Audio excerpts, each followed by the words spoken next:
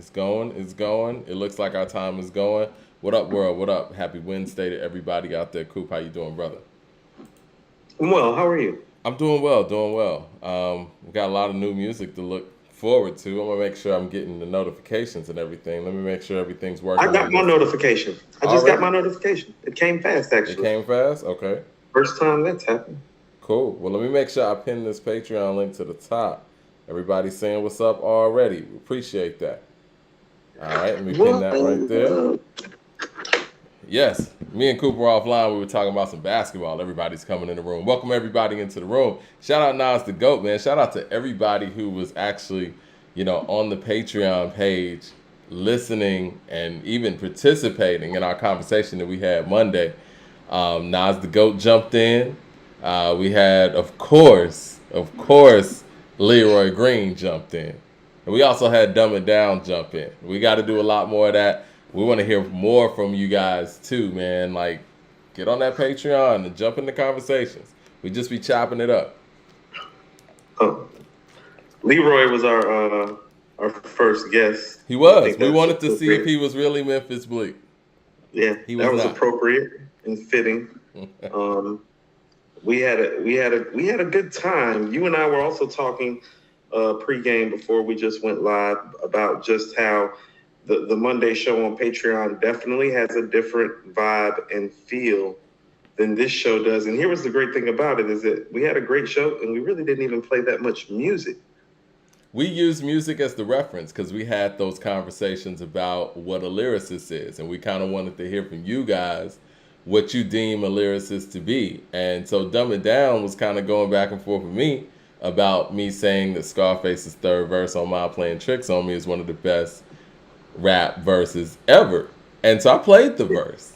I understand where he's coming from. And then after that, I played a Lyrical Miracle verse with Holocaust's verse on Bobby Digital. And so, yeah, I love how we're able to fit the music into those conversations in that way, in ways that we're not able to do on YouTube. But no, I thought it was great. I'm looking forward to more of them, especially, after a week of new music, because, Khaled's dropping an album Friday. Rock Marciano and Alchemist are dropping an album Friday. JID's dropping an album Friday. It's an exciting time. Yeah, so we're obviously going to talk about those things Friday as well. We're going to do a little pre-game or pre-show to it today, but Monday we're going to be able to kind of go through the music and listen to the music. Man Nan's asking what time frame do we usually do the Patreon? Probably around like 3-ish, right? Eastern Standard Time. That's what we did last time. We'll keep y'all updated on that. I was about to say we were only 2 shows in, so still carving out the actual scheduled time and the actual organization of the show. I was actually thinking with Alchemist and this Rock Marcy project coming up, we were supposed to have a producer conversation that never occurred. Plenty of time for that. Well, I just think a good place to start with that would be Alchemist and his potential top 5 all-time placement as a producer in our eyes. And, I think there's going to be some more evidence after this Rock Marcy project drops. You know what I mean? Like, it's a turning point for JID, and you and I were just talking about that offline, and just where his overall placements, I don't want to say overall placement, but just his budding placement in this generation. And I definitely think that Alchemist and Rock Marciano, this is really big for Alchemist. really? I think so. Because when I go to the RZA run that I talk about, Mm-hmm. he's not there. But if you look at all the classic albums that have come out, in the last 5 years, it seems like he's contributed to all of them in some sort of shape, form, or fashion. If he wasn't the executive producer of them, with the exception of like a few albums, like I'm thinking Astro World and the Nas run with Hit Boy. Like other than that, it seems like Alchemist has been a part Mm-hmm. of the classic hip hop that you're hearing from this run. And so what I will tell you is that if this Alchemist and Rock Marcy project, let's say it's Alfredo type level. Yeah. which it definitely has the capability of being, yeah, I mean, I think we need to talk. Yeah. Because because you want to know what really happened is I think he was a placement producer for so long. And then eventually, I think he said just F it and just started working with the hungry guys and the independents. And you know what I'm saying? And I think that's really where it came from him getting tired of being a placement guy and not wanting to make placement style beats on whoever was like up and coming. I don't think like he wanted that for himself. And so I think we need to talk about like the path to his greatness too. Because he started off as a placement producer. You feel what I'm saying? There's a difference between a placement producer and somebody who you go to produce your whole joint. So he really did cultivate himself to this point that we're talking about. And it's like, well, how many people have been placement producers that turned into great, like, executive producers of album and then have the placement songs, the hip hop songs that are on the album, and then the albums.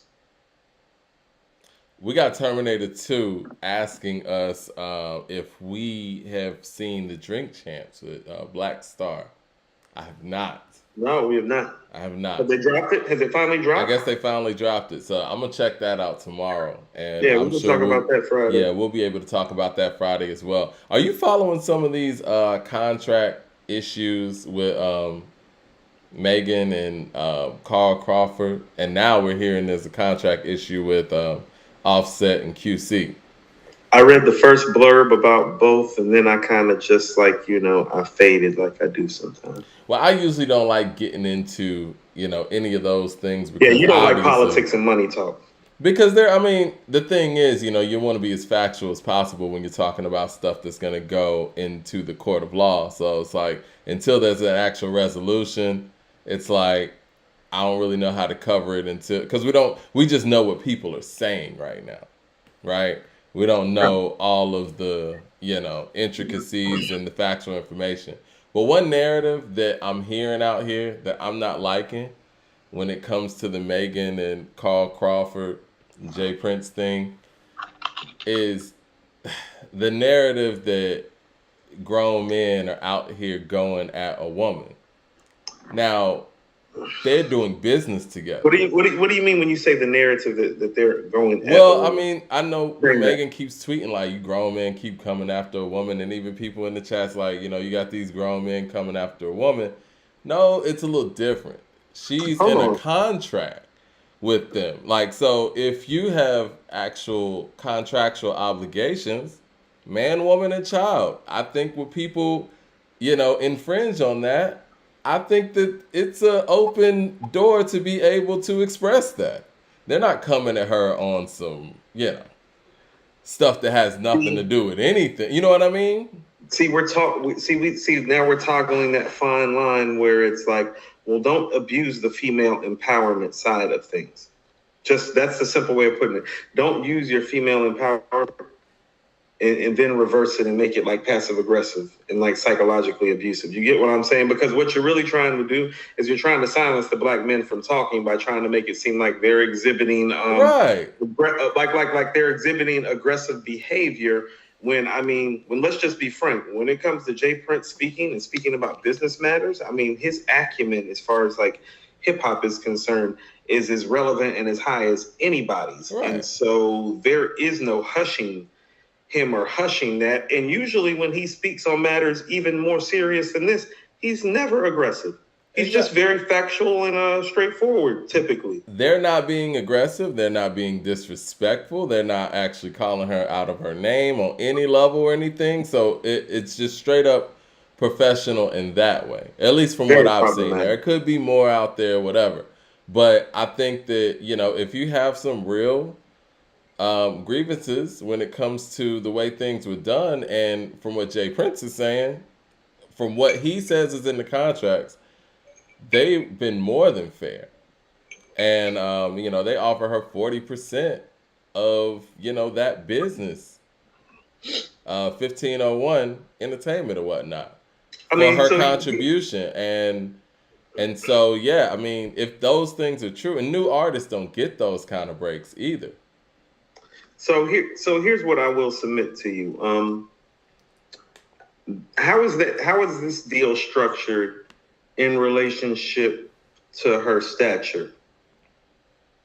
Like, is that a deal that a star male artist would receive in this day and time? Because I believe, what is that? The rumor is circulating that NBA YoungBoy just got $60 million out of Cash Money.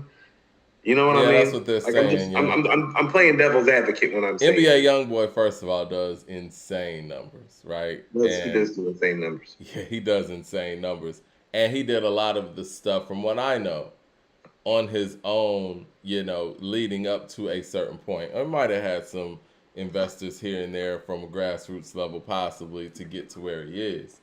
But I think that when it comes to Carl Crawford, in that situation, it appears that all of the early studio time, studio work, and all of that stuff came out of his pocket. I mean, the man was a Major League Baseball player. He got deep pockets. Baseball players make money. His son got drafted by the Phillies. Other son playing baseball too. I do remember. Didn't he sign like $100-something million contract once upon a time? Yeah. Yeah. So he's not tripping on no money trying to jerk. Baseball union is like, like the Corleone family and the Godfather, or like, like the mob before Gotti snitched. It's like they're like, like they get everybody paid, right? And nobody says a word. It just appears, from what I'm seeing, and again, I don't know everything from, all of the ins and outs of their individual situation. It sounds like they just want her to honor her contract, because it appears that they got her to a certain point, and then she got with Roc Nation and dropped them off without fulfilling those obligations. I mean, that's usually how it goes. Yeah. These are the games we play. Yeah. And these are the names they say. But they have their right to speak out on their end. Don't try to flip it on them like they're being unreasonable. And like I said, all that stuff will play out with their attorneys and all that. I just don't like the narrative that grown men are coming at a woman. Like, you signed a contract with these guys, and there has to be a level of accountability, no matter if you're a man, woman, or child. It is what it is. I don't like the angle in the portrayal of the black male in this situation. But at the end of the day, this is just and I say this respectfully, this is a lot of fodder. It's not going to go anywhere really far or any fast. It's really just both sides stating their version of the truth, more or less, and the real truth is usually somewhere in the middle. Yeah. But you can also but you can also see like footprints in the sand when you even talk about how, she got with Roc Nation and kind of dropped them off. It's like, you can see the footprints that lead to that. Well, one of the tweets, speaking of Roc Nation, one of the tweets that she put out that I thought were interesting is she said, you can ask the other artists that came up with me over there, the other ladies, the men, whatever. And I'm like, well, why don't you tag them? Why don't you say their names? If they're artists, I guess you can't blow up other artists since you're at this level. I don't know. See, I don't know if I like how like Young Guru. No, hold on. I'll say this respectfully. It's like, you remember when Dr. Boyce and Stephen A got into it, and I told you, it's like, I don't really like how they did that live. You remember that? Remember I told you, it's like, I didn't like how they did that live.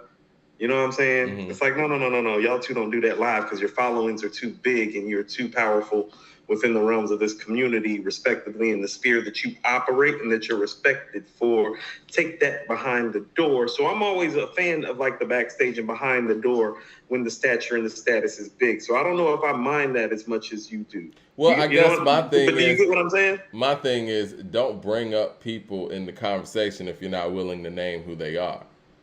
That's you know fair. What I'm saying? That's like me that's saying, fair. Man, Coop's screwing people over or whatever, just ask them and all that. And I'm like, well, no, just say who it is then if it's like that. No, I get you. Don't be, don't be pussyfooting. Yeah, if you're going to bring other people in the conversation, other people in the conversation, or just leave it alone. Right. Nas to go with the super chat says, peace, King. Thanks for allowing me to join the show Monday. I really enjoyed the conversation. Shout out Dumb It Down and Leroy Green. Peace. Yes. Peace to you, Nas the Goat. And it's cool to actually see people. And I kind of put a face with the names now. 007 with the super chat says, Freddie and Benny clowning themselves. Peace Kings. Yeah, man, they need to work that out, man, whatever that is. They're I know still you going at probably it? seen that. Yeah, Benny done posted some new stuff today. He had some jewels on, basically saying, man, we got you for your jewels and you's a bitch and this and that, yada, yada. Really? Yeah. Andrew Green with the super chat says, dope Patreon show the other day debating Leroy Green, Dumb It Down, and Nas the GOAT. Wish I could have tapped in live also, but I'm always at work shaking my head. We'll catch you at some point. Hold on, Adriel. Just slide on the break. You know what I mean? For a minute and jump in. We'll make sure that we get you in because we know you like that you're always at work. I know what it's like to be always at work. Mike will tell you, it's like I literally I got home about 2 hours ago, and I've already had to take my daughter out for her activities, and yeah, like I get it. So just like let us know, and we'll get you in. It's all good. But yeah, I get down with Adriel. Adriel low key makes a lot of like really insightful comments. Yeah. No, definitely, man. I mean, I love the fact that we got an audience that's engaged and really gives us so much insight. I mean, because when we were listening to the show on the Patreon, I'm like, man, you guys really digging deep here. We're really going to get somewhere with that, especially with that list you were talking about. I think with the people that we have and the conversations we have, we can really put together some dope lists that actually have some foundation to them. Not those, lists that those other publications put out there where they just have one person in a room putting shit together and throwing it out there for shock value. Something that the people really can actually get behind. Well, I think even when we had the lyricist conversation, and it made us even think about how to approach doing our rap categories with lyrics, and like to the point that it's like, well, lyrics comprise so many things that we need to take lyrics out and insert different things. So here's where I think the pure lovers of lyricism will start to like love like taking lyricism out or lyrics out and instituting different things. Because what happens when you take lyrics out is that some of the things that we have in play, like your voice and your delivery and your storytelling ability, your versatility, like all that stuff still matters. But then you can get specific and get into things like wordplay. You feel me? Well, that reminds me of a tweet too, not to interrupt you. Go ahead. And I meant to add this to the show, but Young Guru tweeted out, I don't know who needs to hear this, but your multi-syllable rhymes are pointless if you aren't saying anything, ! See, I don't know. He said, when you get a chance to say something, say something. Okay. All caps. Who's he talking about, first of all? And I found it very funny that happened after our conversation Monday. I don't know. Was Guru in the room? Did Leroy Green send that back to him? Well, hold on. Here's what I would submit to you even with that. Is that... Okay, so Guru's not a writer. You feel me? A lot of these cats that be talking like that shit, they're not writers. If he is a writer, then excuse me. But here's why wordplay does matter. If you're a writer, part of the play of a writer is to play with the English language or whatever language it is that you are writing or speaking, espousing rhetoric poetically in. You get what I'm saying? No, you're right. Playing with the words matter. And so somebody that can play with the words deserves credit for the ability to play with the words. So I'm going to tell you, somebody like Lupe is going to get held even higher on wordplay. Black Thought, guys like Outkast. You get what I'm saying? Like those guys are going to get. Well, what about guys like Eminem? What about guys like Eminem? Because we posted this tweet on According to Hip Hop. And most people thought he was talking about Eminem. So I think that his wordplay is top notch, but I would not call it what Black Thought and what Lupe and even what, like when I brought up Chino XL on the Patreon show the other day. Yeah. Isn't some of what Eminem does kind of Chino XL-ish to you anyway? Very. Okay. Mad Max with the super chat says, laughing my ass off, Freddie started it. Benny don't be doing this. I can believe that. Ray Rims with the super chat says, I kept trying to tap into the Patreon, but I'm consistently running into complications. Were you able to look at the comment section to the last one? Yeah, I'll go back and check that out, and let us know if you're having any issues. Like, I know you're good at emailing us too. And Drell with the super chat says, "Good looking out, fellas, all day." Man, Max also says, "And dumb it down. I hear what you were saying about the lyricist, but to me, I think that the lyricist is also someone who can paint a picture or an image with words. Guys like Lupe are literary technicians." And see, that's the argument we were having, and that's why we got to take lyrics as a broad sense out of Right. our MC rating. Because here's the thing. Here's where I believe it was Dumb It Down was making a valid point. It's like, well, to some people, what Scarface does isn't technically considered to be lyrical because of the wordplay, and that's why I threw Andre at him. I'm like, well, Andre don't be using them words like that either. You know what I mean? Yeah. I think Andre's style is so flashy, and again, I think he's able to paint a picture. Andre's great at, like you said, taking simple words and simple phrases and making you think about them in different ways. Like, I remember when I heard him say, you couldn't understand if you stood under it and all that, and I was like, oh shit. Yeah, if you stood under it. Yeah. Like, okay, so here's the thing, even with Andre, and I've realized this too, even from all the, the back and forth that we've had about it, and even you changed my mind over the course of time. I don't think he gets credit for how, and we don't do it either. Well, he's got one of the best styles ever in hip-hop. He does.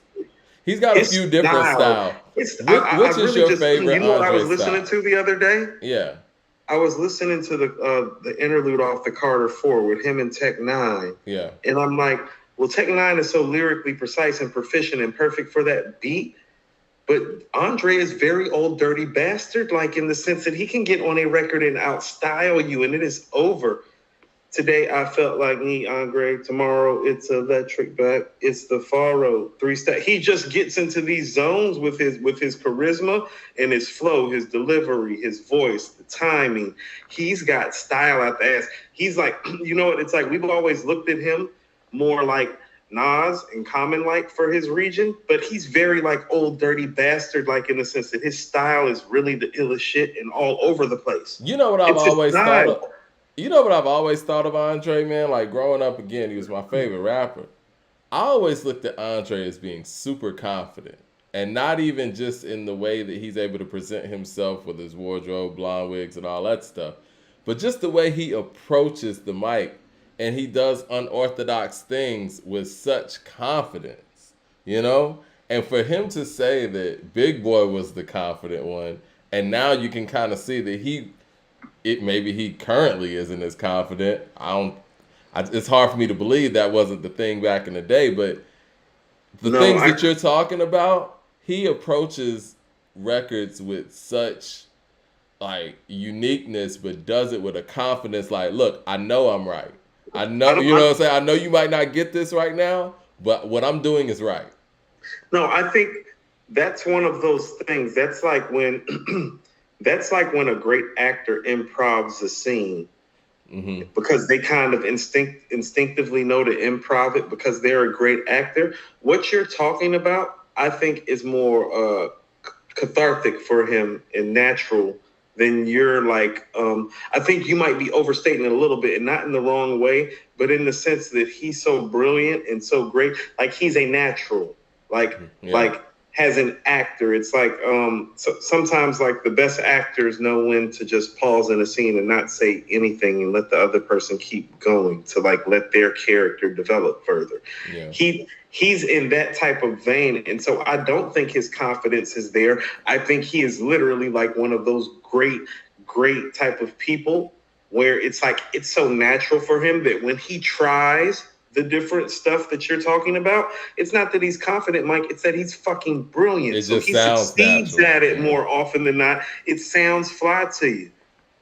So I'm a lie to you, make it sound fly to you. What's your favorite Andre style? Like as far as like his flow and rhyme pattern. Like if you had a song that exemplified like your favorite Andre delivery stylistically, like which one would you say? I think he's at his best when he is thoughtful. So I think the guy that you get on Elevators, Over the Woods, and Babylon, and in that order, that style. Okay. Because that's his thoughtful style. His thoughtful style is where his real true lyricism and bar work is actually at.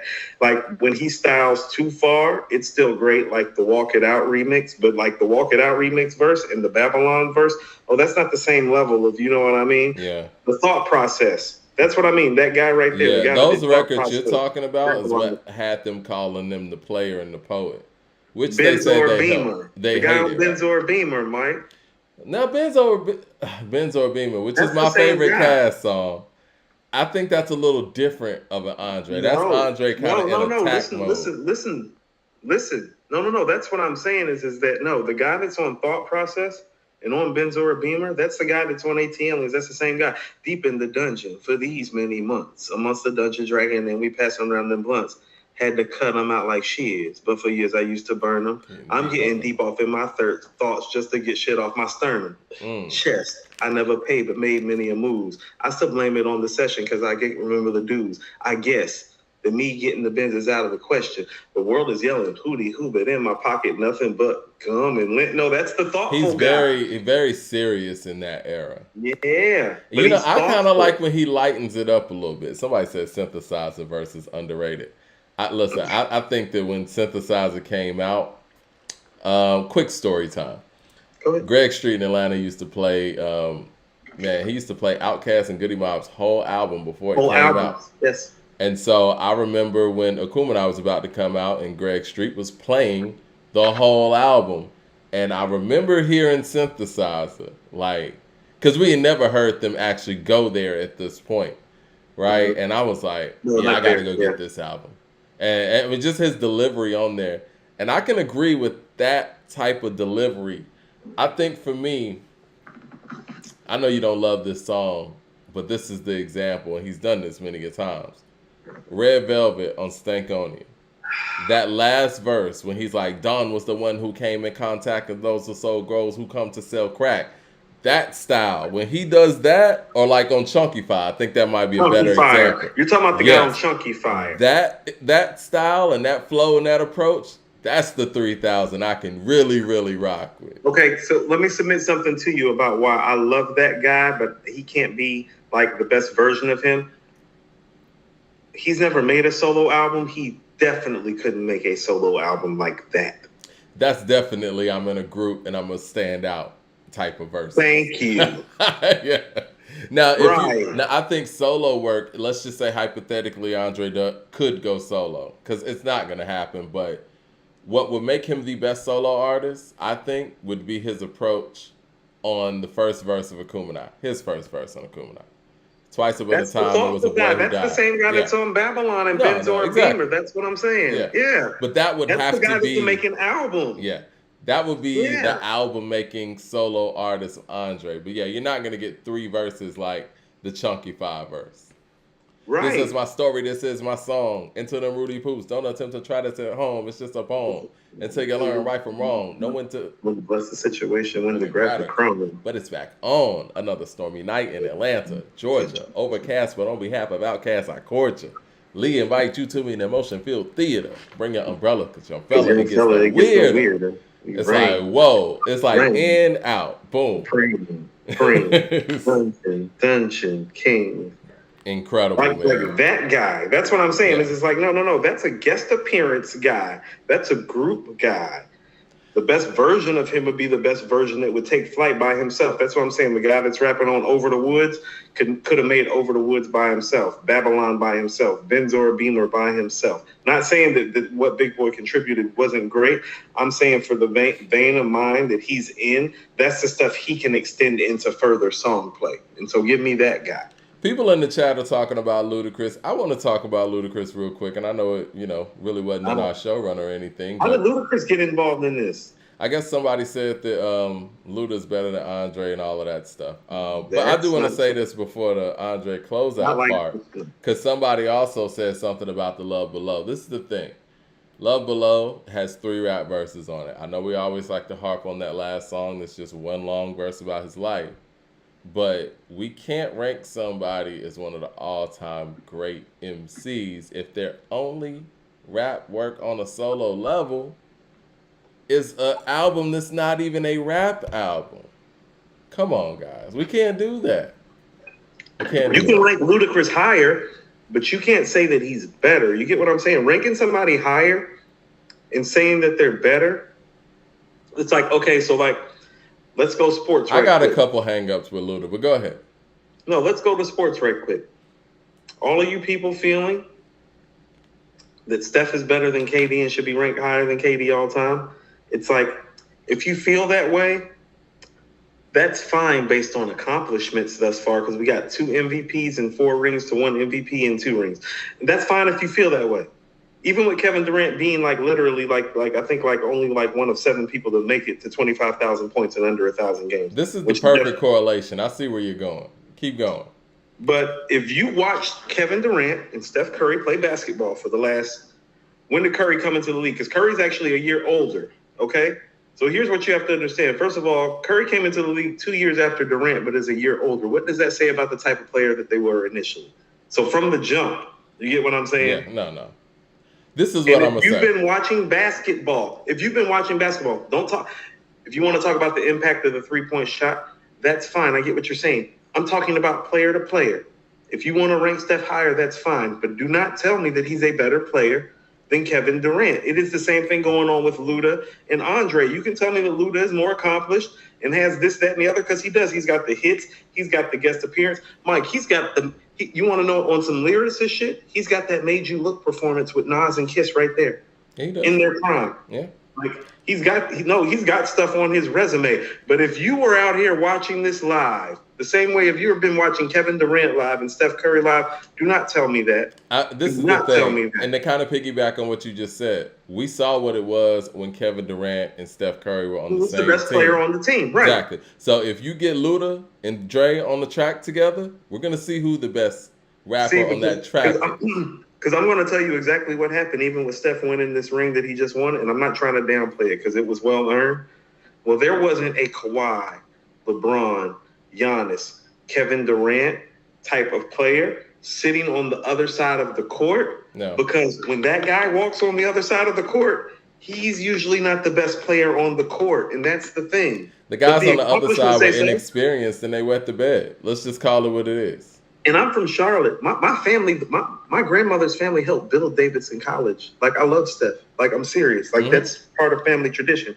My grandmother's side of the family is from Huntersville. My family helped build Davidson. Like we love Curry. Like, we love, like, all things Curry, like, in the Charlotte mom side of the family. But the facts are the facts. Yeah, it is what it is. I personally love Curry, but there's no way in the world I could put him above somebody like that. That's what I mean. Okay, I wouldn't be honest. So you want to know what that is too? Like the whole Luda and Andre thing and the whole Curry and Durant thing, that goes back to like some of kind of like that Randy Moss, Jerry Rice thing. It's like, no. If you want to go like off of those touchdowns and those numbers and da. It's like, but walk your ass out onto a football field. I want to say this. Hold on. Uh-huh. You give Randy Moss, Joe Montana, and Steve Young. No, you're right. This is what I want to say, man. 250 touchdowns. 250. I don't know how many people in the room right now we got that, grew up in Atlanta in the 90s or whatnot, but I feel like I was probably one of Ludacris's first fans. Like, I was a fan of this man when he was doing drops for DJ Nabs in 97, before DJ Nabs did his afternoon show from like 2 to 4. You know what I'm saying? I wasn't here for that. Now, here's what I will tell you, Mike. When did Incognito drop? Wikipedia says some different things than what the actual release date is. Wikipedia says August 99. The truth is, it came out May 2000. I remember. I was there. Yeah. I hate when those things happen, right? When you actually lived something and then you go on Wikipedia and it says something different. And so if you talk to somebody about it, they're going to be like, nah, man, you wrong. But yes, it came out May 2000. Because I remember that was my graduating year, high school. I turned 18. I turned, May 13th, whatever. I remember it came out May of 2000. Like, as far as its official release, but he was pumping it in the streets independently before that, right? Well, he had Catch Up, which was on the Realest Niggas Down South soundtrack. You remember that when Jay Yes. Prince and Rap A Lot put that together. So he would Yes. play that on the radio because that song, you know what I'm saying, like that song actually was getting him some level of buzz. Now No, no, no, no. See, Fat this Rabbit is was 98 and that was on Tim's bio. So that might be what right. you're thinking about. No, no, no, no, no. What I'm trying to tell you is that the record store that I worked at in Charlotte, my senior year of high school, Ludacris came in my senior year. If I'm not mistaken, it was late 98 or early 99, and he signed up with my boss a consignment to put 15 copies of Incognito in at Manifest Disc and Tapes in Atlanta. I think it was 15 or 20 copies. I ran the hip-hop section because I can remember my GM, Mike Slates, gave me a copy of Incognito my senior year of high school and said, "Hey, Armand, didn't you grow up in Atlanta some?" And I was like, "Yeah." He was like, "This guy just came in here earlier. I was literally watching him walk out the door." He's like, "That's him leaving now." He was like, "He's doing this." So I think it's around that late 98-ish, like 99 time, because he was in Charlotte dropping that off packaged up. And it had like the first Ludacris cartoonish kind of image of him. Mm-hmm. You know what's interesting though? You may be right. And I think that maybe in May of 2000, when he was on the radio, maybe he got clearance to go ahead and push it then. He might have already had it packaged up and, you know, in surrounding cities. It might not have gotten, because that's real independent. Now, a lot of people talk about being independent. Chris Lover was really independent. He was really out there pressing this stuff up. Like, we bought the independent album. It had no sleeve in it, really. You know what I'm saying? It was just printed up, a CD that was kind of like, you know, you could tell that it was manual labor pretty much. And so maybe in 2000, maybe that's when he actually really start pushing What's Your Fantasy hard and pushing Incognito. But from what I remember him being on the radio saying, you know, Incognito about to be in stores, go support. Maybe he had it out there early and maybe he pulled it and wanted to actually do a real marketing thing. No, so here's what I'm saying. See, Ludacris was smart and he was a DJ. See, at the time, Manifest had 7 stores between South Carolina and North Carolina. And so part of him building out his buzz locally and regionally was running it through Manifest, because Manifest, the owner of Manifest, was smart enough and a big enough of a music head that he set most of his stuff up in the college towns. Mm-hmm. So there was a Manifest in Florence, which is close to Clemson. You get what I'm saying? Let's talk to Shaka There's Zulu. one in Charlotte, which is close to UNCC and Johnson C. Smith. Yeah. Right. Let's talk to Shaka Zulu, and because that's not the first thing that I've heard, you know, when it comes to that album being out in like 99. Because again, Wikipedia says August of 99.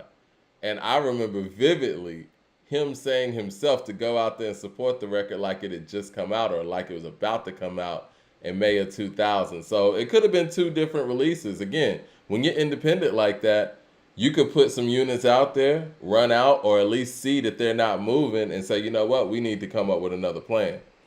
Mad Max to the super chat says, Coop, stop. Moss had Brady and choked and choked Brady Rice for 1 year. No, that defense choked. Rodney Harrison choked. And choked Rice was cooking at Oakland. Better blockers. Rice was a better runner. The ball Rice after the catch. I guess the ball Rice caught after the catch. Rice showed up in a big game. Moss didn't. Moss showed up in that Super Bowl. He did, you know, he got the go-ahead touchdown. The defense just didn't hold. With a minute and 17 seconds, minute 14 left, couldn't hold the lead with a minute 14. Yeah. Had about 3 or 4 Hall of Famers on the defense. Moss and Brady did what they were supposed to do. And let's be real. You know, I got to give Eli Manning a lot of credit. No. That play, if that was Peyton, he would have been down. Eli he missed like 3 tackles. Oh, you're talking about that play. And Rodney Harrison missed the interception. No, that's one of the great plays. That was a lot of heart. No, most people would have been on that ground. That's one of the greatest plays ever. If not the great. It might be the greatest play ever, actually. I remember where I was when because, you know, I told you, when Moss went to New England, I said they were gonna go undefeated. So everybody was trolling me all year, every close game there was. Get to the Super Bowl. Me and Ron, we were in Houston. We went to a bar out in Houston. watching this thing. I had my trying to be funny. I think I had my Jeremy Shockey jersey on or something, and because that was a Giants jersey. Anyway, when that play happened, man, I was like, man, that was one of the worst things. Yeah. See, this is how people keep like trying to change history. First of all, Jerry Rice played with Steve Young and Joe Montana for what, about 11 years between the two? And then has a replacement, got Rich Gannon, as Rich Gannon was winding in the MVP form. He literally played with two, for sure, surefire Hall of Famers and a great quarterback for his era at that quarterback's peak. He never played with a bad quarterback. Who all the Moss played with? Dante Culpepper?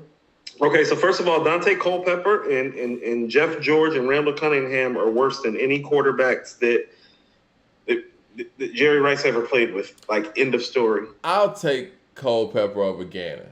I won't.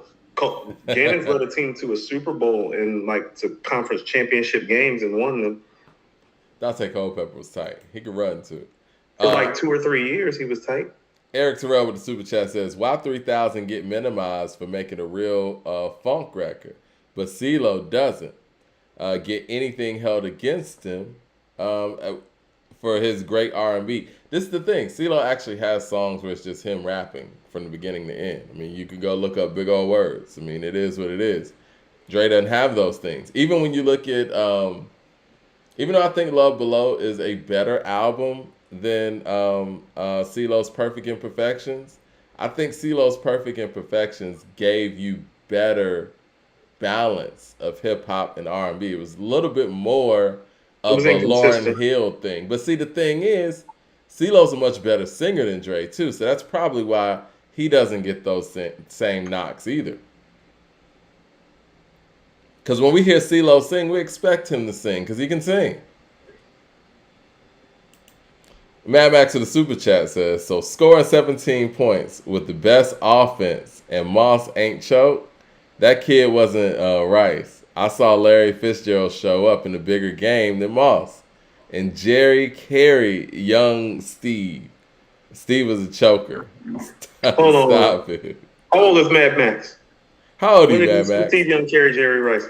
Mad Max says Cunningham was elite. Because Steve Young got replaced Joe Montana because they saw a guy that was more accurate and more agile and could probably win MVP, which is what he literally did within his first year or two of starting, if memory serves. And I believe his 1995 season was like the highest rated passer rating season ever until Aaron Rodgers broke it. So like it literally stood for like 20 years.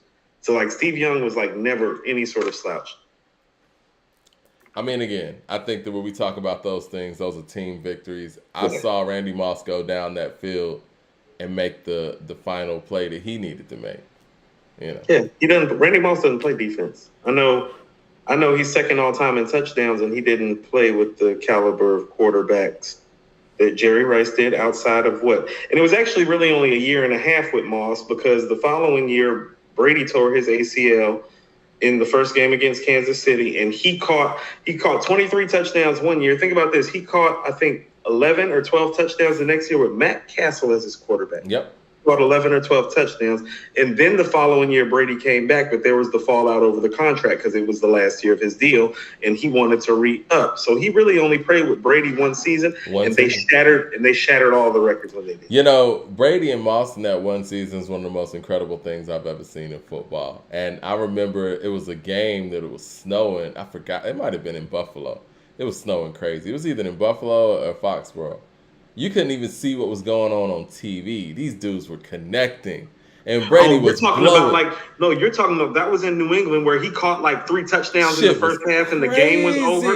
It's like they were playing a video game and the rest of these guys were like out here looking sluggish. It's like, no. I couldn't even see what was going on TV. I'm sitting here watching on TV. I can't, like, how these dudes completing this? Mike, if we're playing football, you can take the 6'1" guy that runs the perfect routes and runs about a 4.445. I'm going to take the 6'4.5" guy that runs 4.2, 4.3.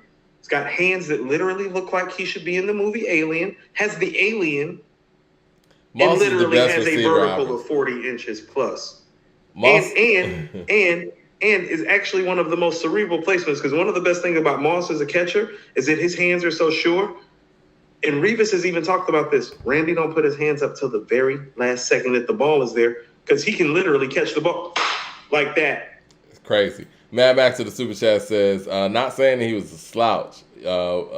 Not saying that he was a very disrespectful slouch. He was a choker. I watched all the playoff games on YouTube. I watched the Rice really save guys, and I saw Moss in real life. He was a great talent, but the best wide receiver I saw was Megatron. I'm not mad at that, but yeah, Moss is the best I've ever seen. No, I saw Megatron too, and this is nothing against Megatron. Megatron actually has more gifts than Randy, and it's not the same. It's just not the same. Like the coverages they changed coverage schemes because of Randy Moss. Like the high safety leaning to one side, like creeping in. I never saw that until I saw Randy Moss out wide. Yeah. They had to come up with a plan for him. They had to come up with it. Like safeties play football differently because Randy Moss existed. Like the coverage is different. It's like, I don't think you understand. Like Charles Woodson used to really line up and take Marvin Harrison and like Terrell Owens one-on-one. It's like, no, like when it's Randy, put a motherfucker behind him though. Mad Max says, best after Rice, because Rice is the best. I'm not mad at that. Jay Short is in the building. He said, T.O. is greater than Moss. Ex-players say that too. Now, this is what T.O. had over Moss. T.O. had great route running. Yeah. And T.O. was huge too. You know what I'm saying? Yeah. His stature. And T.O.'s, physical work ethic in that way. But he didn't have the hands that Moss had. No. And that is the difference, because it's like, I would take T.O. How about this? Like for me, I would take Randy Moss, and then I would take Jerry Rice, and then I would probably take Sterling Sharp and Michael Irvin, and then I would take Terrell Owens, him or Chris Carter. Like Sterling Sharp in his prime was just as good as Jerry Rice. Period. I wanted to finish my Luda point, and we could talk about this Khaled thing too. My only thing with Luda, man, and I think, again, I kind of wanted to provide that reference because I followed Luda's whole career from radio to before radio to, blowing up. And I was happy for Luda and all that. I felt like the city made it when What's Your Fantasy got on the box in 106 and Park and all that stuff. But I think that when we talk about other MCs in that light, kind of like the conversation that we had last week or last Friday, his subject matter and stuff, it limits him on that list. I couldn't put him past he belongs with the Busta Rhymes and Redmans on that list, if that makes any sense. And I even think Eminem, if we be real, and y'all gonna be shocked to hear this, I think Eminem even has deeper subject matter. He does. Yeah. Okay, so thank you for saying that, because I was about to submit that to you. I was like, well, Ludacris' subject matter isn't as deep as somebody like M's or Pharoah Monch. Yeah. And so even when you were giving him the Redman and Buster thing, I understood, because Luda is more in their vein of, if it's like Bullyfoot rap. Right. The content isn't as heavy, but what I would submit to you also on top of that is that, well, is he the lyricist that Redman is, and is he the star that Busta is? And the answer to that is, I don't think is neither. And so even though he's in that category and echelon, wouldn't you put him at the back of that though, and not the front? And I mean that respectfully, because I like Luda. I think you love him more than I do. I respect the hustle and how he did it. I love the way that he did it. People are saying, what about Runaway? I don't think that was a really good song, in my opinion. I think when we talk about people, I like Runaway. I don't love Runaway. Like that's one of those Luda knows how to write a hit song records, not a record that I feel.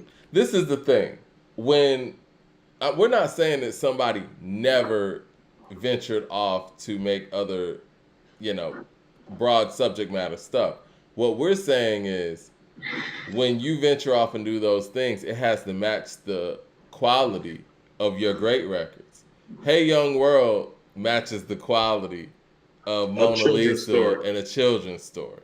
You're right. You're not going to put Runaway up against Luda's best records. You're just not. Even when we talk about somebody like T.I., like I think, and I said this llast week, I think I'm Just Doing My Job is one of his best records. And so what to have a record like that match the intensity of a You Don't Know Me, that means you're diverse. So you're saying Luda's just not agile. I see. This is what I mean. He had a formula that worked for the time that it worked, and it worked really well. And that's part of what you're supposed. But that's what I mean is that I love how he did it. Is because I think his time as a DJ taught him that. And so all he really did was what he was taught for the time that he existed. Rappers were having running back careers when he was a DJ, 5 to 7 years, and we're out. There's only one person at that time that could make better radio records than him, and that was Nelly. And arguably, you could say Ja Rule, but I'd still give that one to Luda. And I think his time in radio had a lot to do with that. I mean, I know you would say that. I would actually lean on Ja Rule because I would tell you Ja Rule is the most diverse of the three of those guys. I think so, too. Yeah, no, so I would tell you Ja is the one, actually, between the three of those guys. I mean, just for me, if we're talking about the time, like, I'm not even going to front, Mike. I was watching a piece of the Irv Gotti thing. I was going to ask you if you've been watching that. No, I haven't, but I caught the J-Lo part, and it made me download Ain't It Funny, and me and Sade was playing it in the car the other day when I was taking her to work, and she was, like, bobbing her head to it, and I was like, this was the jam, and then I was starting to think about it. I was like, man, he did I'm Real, and We Cry, he was doing Always a lot of on writing. Time, and Holla Holla, and Living the Life with Case, and Down Ass Chick with Charlie Baltimore.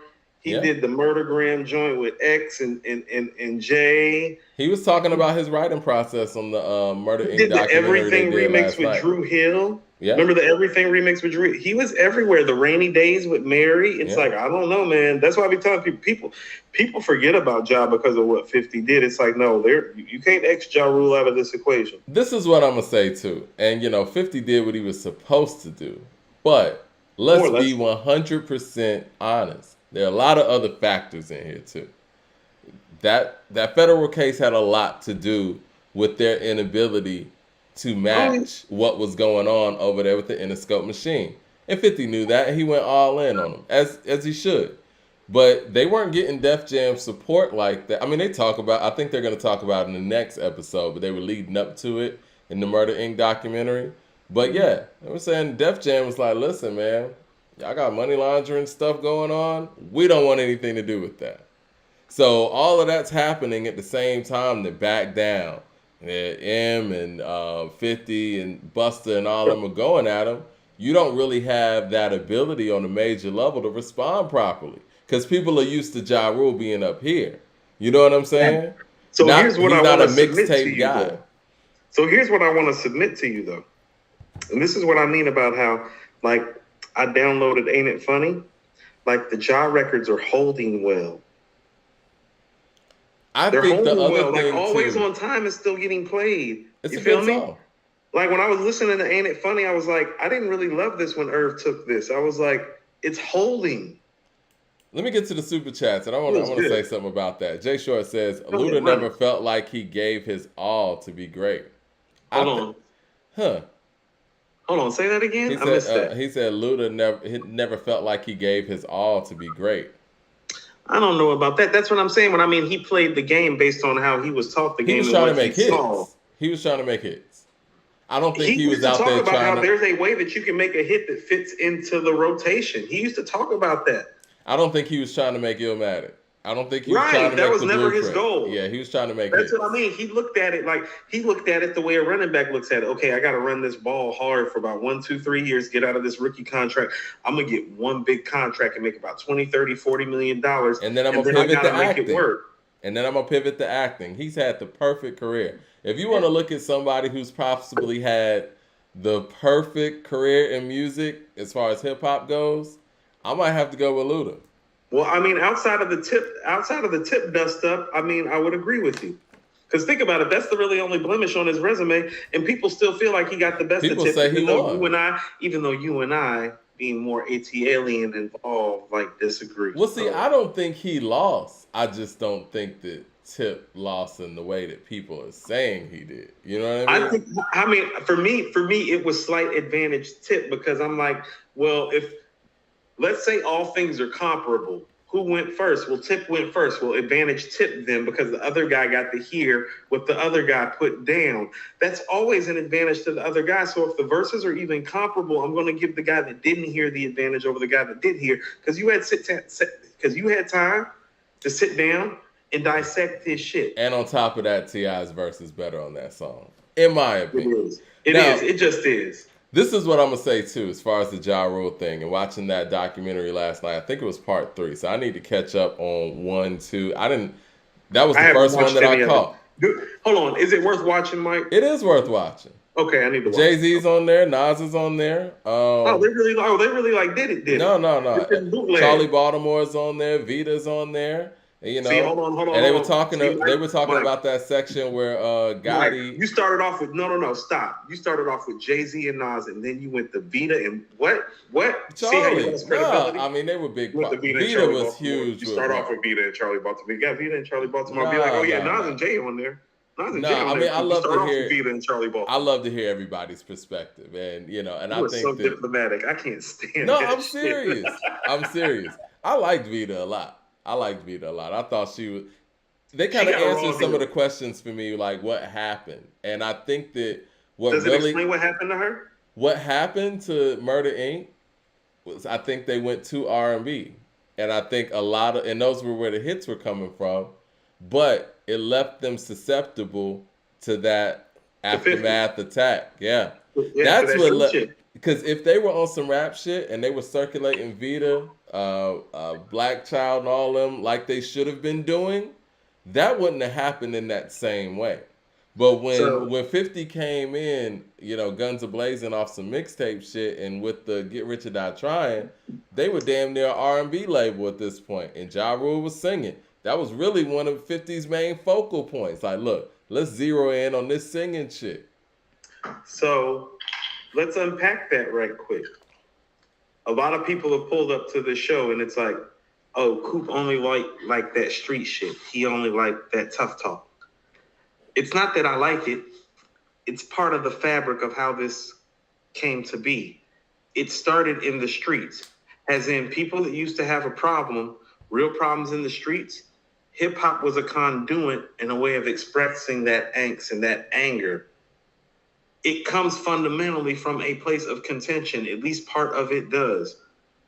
It came from the streets. I just when think you lose. No. Listen to what you just said. When you lose the streets, you make yourself susceptible to attack in this industry. Straight up, It's not that I like the street shit and the tough talk. No, it's the way this game gets played. How many times do I have to express this? These are the games we play. Those shits hit different too. Like the edgy records and hip hop shit hits different. And straight out of Compton, crazy motherfucker named Ice Cube from the gang called Niggas with Attitude. Yeah.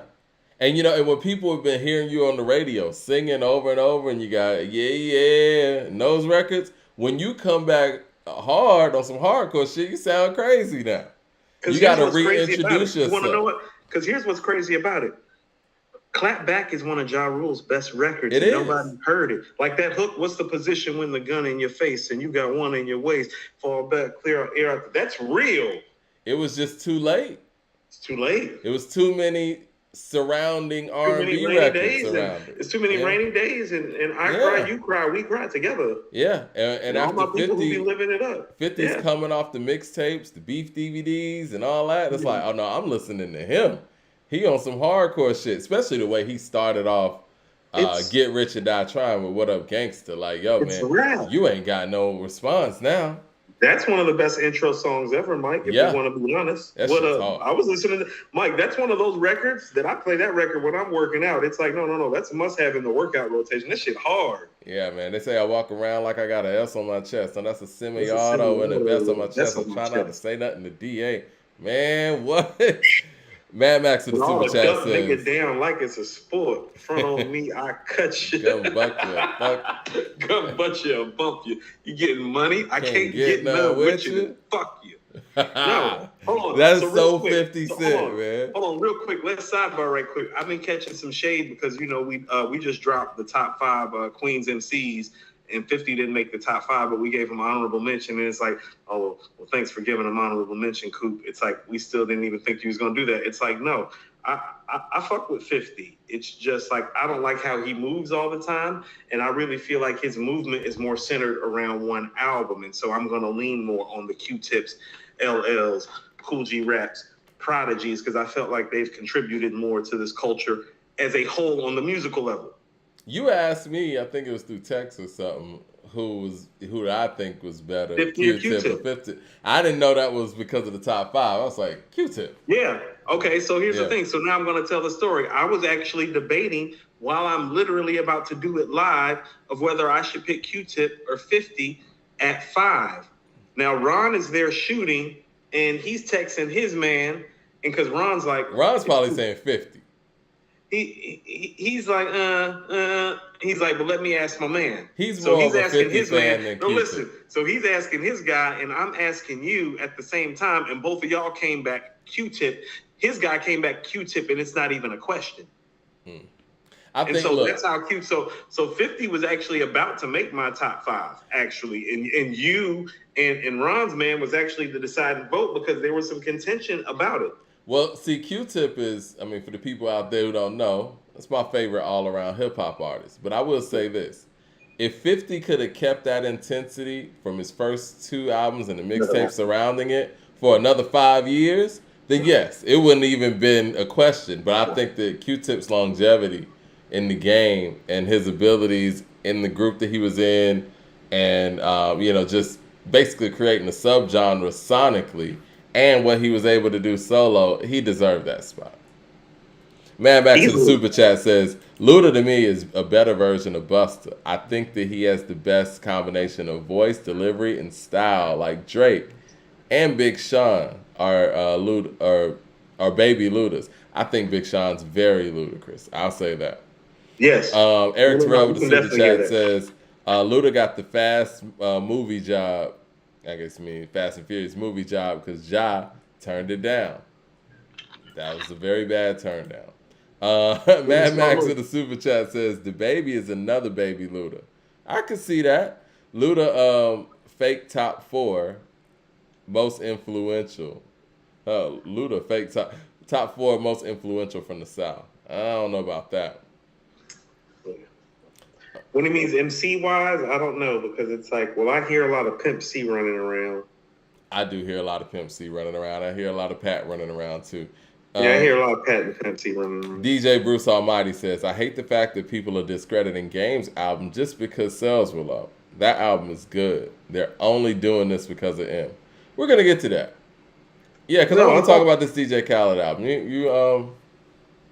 I was about to say, yeah, let's transition to the actual stuff that's actually forthcoming. I know we've been having like that head OG talk, and that's cool, but we do get to like kind of cover what's we actually got to do a show. Mad Max says, did hip-hop start from the streets or urban areas? LOL, because listening to Kane, LL, Rakim, Kumo D, them guys are not street. They just from the area.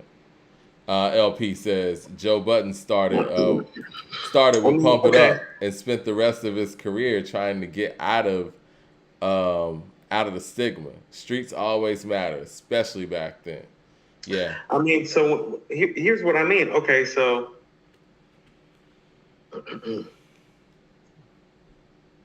where did Rakim record My Melody and Eric B as president? Right.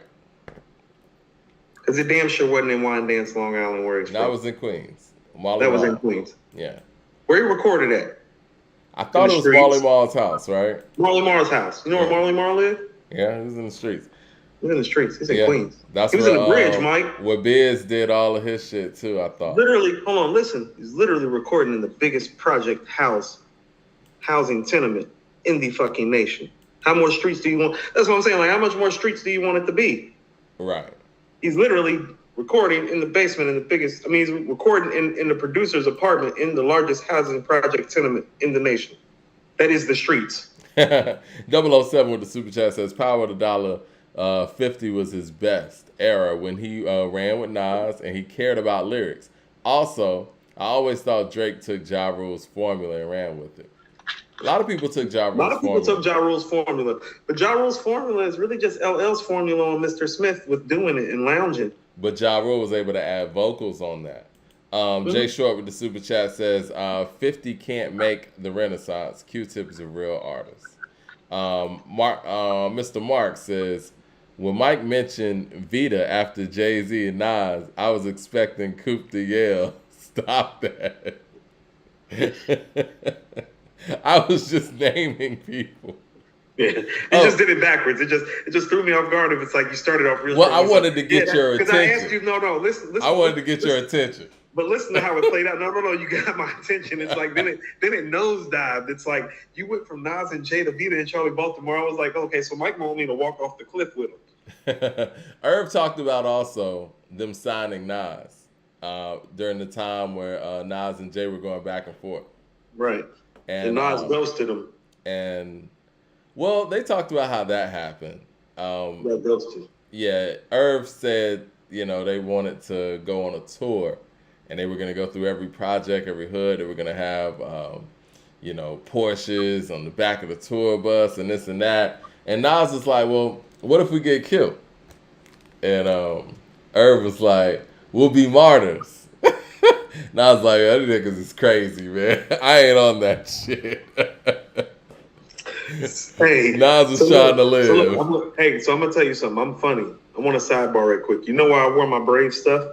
Because I knew he was going to be talking about like my top 5 queens and like Queens MCs and stuff. Right now, the Braves are only 2 games behind the Mets. You see, I like Queens MCs and I don't mind Queens hip hop talk, but I can't stand some fucking New York sports team. Hope all the awful things happen to your Mets and your Yankees. We're only 2 games behind you. I saw Aaron Judge got out of his slump on Max Scherzer's punk ass. We coming for y'all. As a Braves fan, hope the team loses everything. As a Braves fan. Broken tibias and fibulas. I got my Braves hat right here too. But the team loses everything. I've been to a lot of Mets games in my time in New York, and I respect their fans. And I had a good time at the Mets games. I went to Shea Stadium, all that stuff. Yeah. So I don't wish them the worst, man. Doc Gooden, Darryl Strawberry, and those guys, man. I just hate that they're in our division. Hold on. Did you say Darryl Strawberry and Doc Gooden? It's like a Pusha T album. That's what I'm saying, Those dudes was wild. Let the smoker shine the coops. Right. Ant Learn with the super chat says, what song on the Game's new album do y'all think will be played in the clubs and cars? I don't hear any street hits on this album. La La Land. That's what I say. La La's probably the closest. Hold on, the one where he's on Dolo right before that. Home Invasion? Home Invasion? I can see Home Invasion being on some West Coast shit. Like, you know what I'm saying? Yeah, let's go ahead and get to this Khaled album. So Khaled is dropping Friday. And I can't wait to talk about it. But he dropped the track list. Let me post the track list the track list alone with the features is going to take up the next 2 hours that we have. But let me put this on the screen real quick. Let me see. All right. Yeah. Hold on. So, we have a record with Drake starting it off. And then the record with... We have a record called God Did featuring Rick Ross, Lil Wayne, Jay-Z, John Legend, and Friday. Then you got a record number 3, Use This Gospel Remix featuring Kanye West, Eminem, produced by Dr. Dre and ICU. I want to stop there. You want to stop right there? Let me stop there real quick. And I think I saw a super chat come through too. Let's see.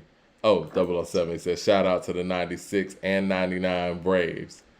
Cool. Peace. Oh, he wants to be shady. That's shady. Yeah. You know what happened in 96, right? Where we went up into the Bronx and won the first 2 games, and then they came down here and just wiped us up because our manager doesn't know how to manage talent.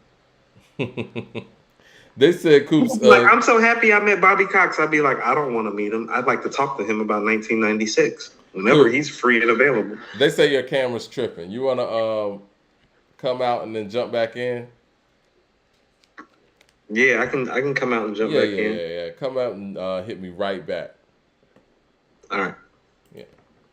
Because I don't know if it's my end, his end, or whatever. Well, no, it's cool. We've been having all types of technical like lately. Yeah, so man. It's give me a second. I'm gonna jump back. Yeah. Jump out and jump back in.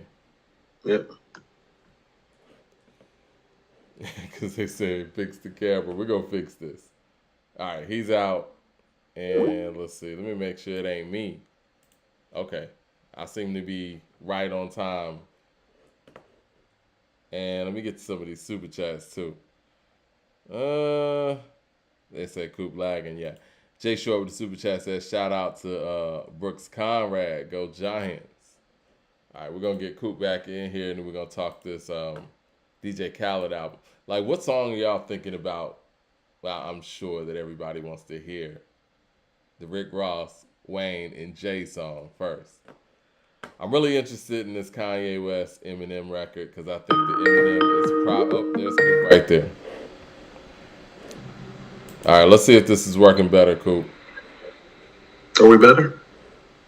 Go ahead. Say that. I said, are we better? Oh, yeah. Yeah, it looks like it's good on my end. So you're good. Okay. Cool. It's also, I mean, I can't even front. It's almost like every time it rains and like it's just different. I don't even know how else. I apologize to the people. It was like watching one of those, Jet Li movies or when whatever. It rains, like Georgia Power don't be Georgia Powering like over here. It was like watching one of those Bruce Lee movies or whatever. Like you would laugh and then and then it'd be like ha ha ha ha ha and and all that stuff. So yes. So you see this track list, right? Yeah, I saw it. It's yeah. I think it's intriguing, man. You got everybody. Looks like Atlanta. You got Drake on here twice. Quavo and Takeoff got a song together. You got Future and Lil Baby. Lil Baby's on here a few times too. So you got Drake and Lil Baby. Then you got Future and SZA. So Future's on here a few times too. You got Gunna and Roddy Ricch. You know what I see with this track list, man? I know that a lot of swings. A lot of swings. I know Khaled has always expressed that he has always wanted to work with Eminem. And for whatever reason, this one finally, happened. Finally connected for him. With the features he has on here, this seems like niggas wasn't feeling the last project. I gotta swing for the fences. Like, this seems like the last chance. You got Kanye, Eminem, and Dr. Dre producing the record. Last chance. LP with the super chat says Jay-Z's verse better be great or they're going to lose cred. Well, see, this is what's happening with the Jay-Z verse. People have you been kind of hearing the rumblings? People are kind of low-key hyping it up without hyping it up. Ain't that right, Leroy Green? Where people are saying, like I saw Young Guru say, man, Jay-Z's the GOAT. And that's it. It ain't even debatable. What are you talking about? We talking about this verse? Here's what I will tell you. Even if you don't feel like the subject matter is thoughtful, his process about MCing is as intricate and as thoughtful as there's ever been. The process. The way that he really is trying to use. This is what I am saying. Okay, how about this? This goes back to the conversation. You remember Mallah and Yahya. Yahya used to always tell me, Emmett Smith and Jay are the same, and Barry Sanders and Nas are the same. Like, those things that you see Eminem doing, he's trying. He is working on. That is who he wants to be, and he is consistently great at that. It's going to be 5 yards a carry. No, he wants to be the all-time NFL rushing leader in touchdowns and in yards, and that is his goal. And when he sets out to do these things, he's going to do those things. And then you have Barry Sanders, and you will watch Barry Sanders have 37 yards walking into the third quarter. And then in the fourth quarter, he will break 2 50-yard runs for touchdowns. And it's like, hold on, he just finished with 240 yards and 2 touchdowns on 17 carries. Now, Emmitt Smith can't do that. You feel me? And that's the Jay and Nas thing. And so when people are giving Jay and lauding him for his literary devices, I want people to understand that the things that he's doing intentionally, are brilliant. Nas does these things naturally and breaks off 50-yard runs. What do you expect? Get what I'm saying? That's always been the difference for me. So even if this verse is great and it's great on a Jay level, it's not the same. Like the other guy, like I know what your 5 to 10 yard carries look like. And sometimes, just like Emmitt Smith got a lot of 30, 40-yard runs, Mike. Do them runs look like the Barry Sanders runs? Like, like a Emmitt Smith 18-yard run and a Barry Sanders 18-yard run ain't the same run. You feel me? I feel you. What do you expect from this song? Because it got Rick Ross, Wayne, and we can't skip that, and Jay on it. Like, do you expect Jay to close it out? Do you expect Jay to open it up? And with John Legend being on there, that's another added factor. Like, what do you expect from this song? Song of the Year candidate, or you expect it's almost verse of the year? Too much. I'm almost afraid because it's too much. Does that make sense?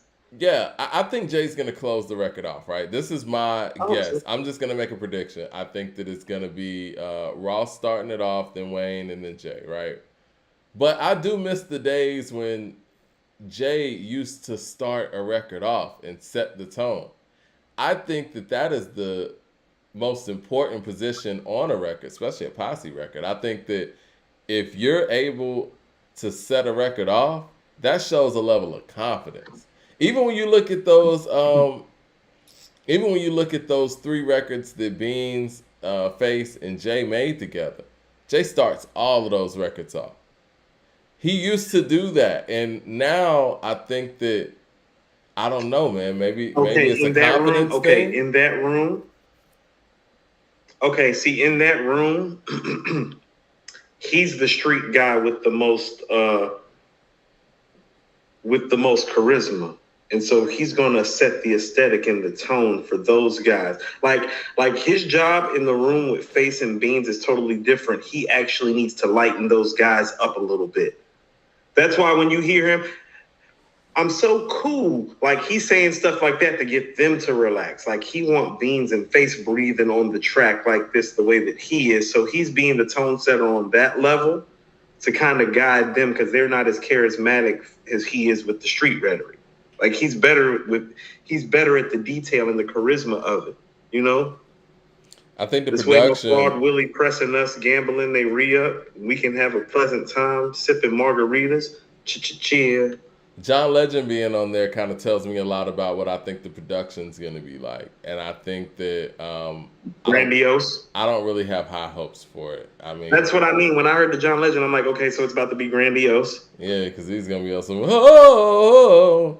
I heard we're gonna be rich forever in the background. Exactly. Like, we're gonna be rich. Exactly. Forever. When you got, like, oh, because Rick Ross and John Legend already have a sound, and that's probably what it's gonna be.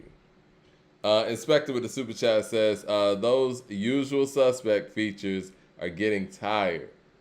It really is. The music's just gonna have to come through. I can't wait to review this album. Seek I just want says, some more. Go ahead. Who had the best verse on Jay-Z's Reservoir Dogs?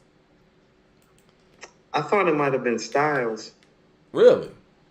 Yeah. Man says Bujan Bounty Killer. Yeah, can't miss. Capitan SZA. Yeah, can't miss. I mean, he's usually good for one song like that on the record. Definitely. But see, my thing is like, yo, make a whole record like that. These albums have become so predictable. I do like on Reservoir Dogs when Jay was like, I wear more bling to the Sauce to Soul Train, more chains and bling, niggas won't do a thing. Dang. Yeah.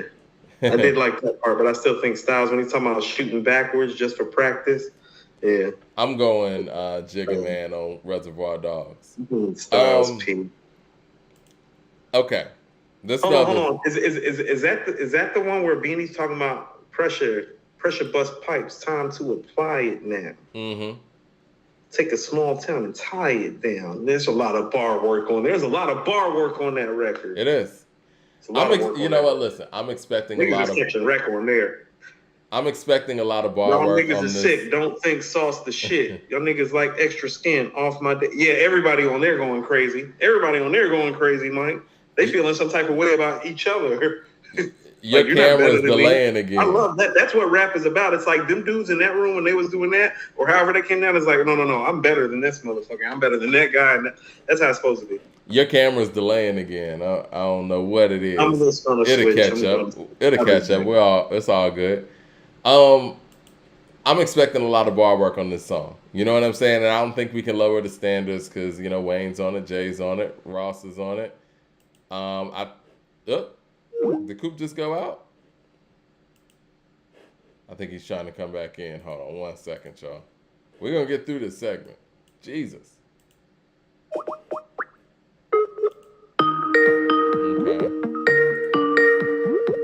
Is that Coop calling me or am I calling him? Let's see. Back in? Yeah, there we go.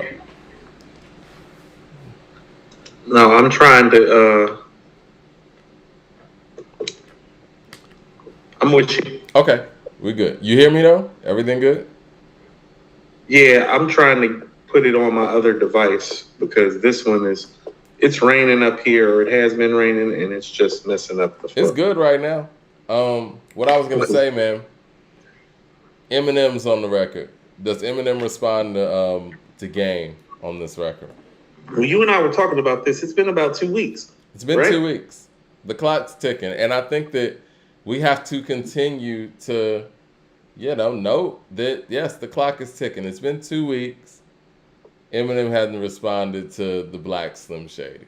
Now, I don't think he's gonna respond to the Black Slim Shady outright with an outright diss song. My bad. But when I saw him on here, I'm like, okay. He normally doesn't work with Khaled. Khaled's been trying to holler at him for years and years, and he finally got it. That means Eminem must have something to say. And so this would be the perfect opportunity for him to respond to Game. It's on the Khaled album. He's with Kanye on it. Dr. Dre produced the record. The framework doesn't get any more perfect than this. It's going to be interesting. Mr. Mark with the super chat says, Styles said his verse was about Jay because he was rushed. He rushed them to the studio. Right, I remember him saying that. What I was gonna say, man, what do you think? You think M's gonna respond in this record, or do you think M's gonna respond at all? I mean, I told you just on the hip hop basis of it, he needs to respond. We live in a different day and time. It's like used to be able to take 2 or 3 months, and you had to wait for an album to get a disc sometimes. Yeah. It really isn't like that anymore. You can kind of you can do what you want. There's free bands out here. Like, you can do what you want. Yeah, you can put a diss record out on SoundCloud if you want. Yeah, and so somebody that I know is in the studio doing work, I'm wondering how Eminem is looking at this like as a competitor. It's like, well, you can't end Game's career. You feel what I'm saying? Right. So how challenging and competitive is this about to be? How engaged do you want to be? And so I think he might be taking this time to gauge all of those things. But, but there's also a time it's like, the bell rung about, like if this is a fight, it's like, well, the bell for the first round rang about 1 minute and 30 seconds ago. And so you got about another 1 minute and 30 seconds before we give this first round the Game anyway, just based on your lack of responsiveness.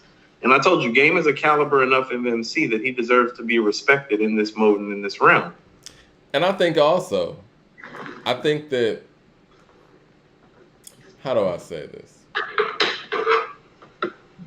I think also, like you said, he's a caliber of an MC that needs to be responded to in that fashion. But I also think that the fans are giving him an out like they're not taking this seriously, right? I think that the fans are the ones that apply that level of pressure when it comes to you responding. Like the way that the fans are reacting and have reacted to the Black Slim Shady and Game's diss record, it's almost like they're trying to win the battle for Eminem. And they're not putting any pressure on the fact that he needs to respond to this.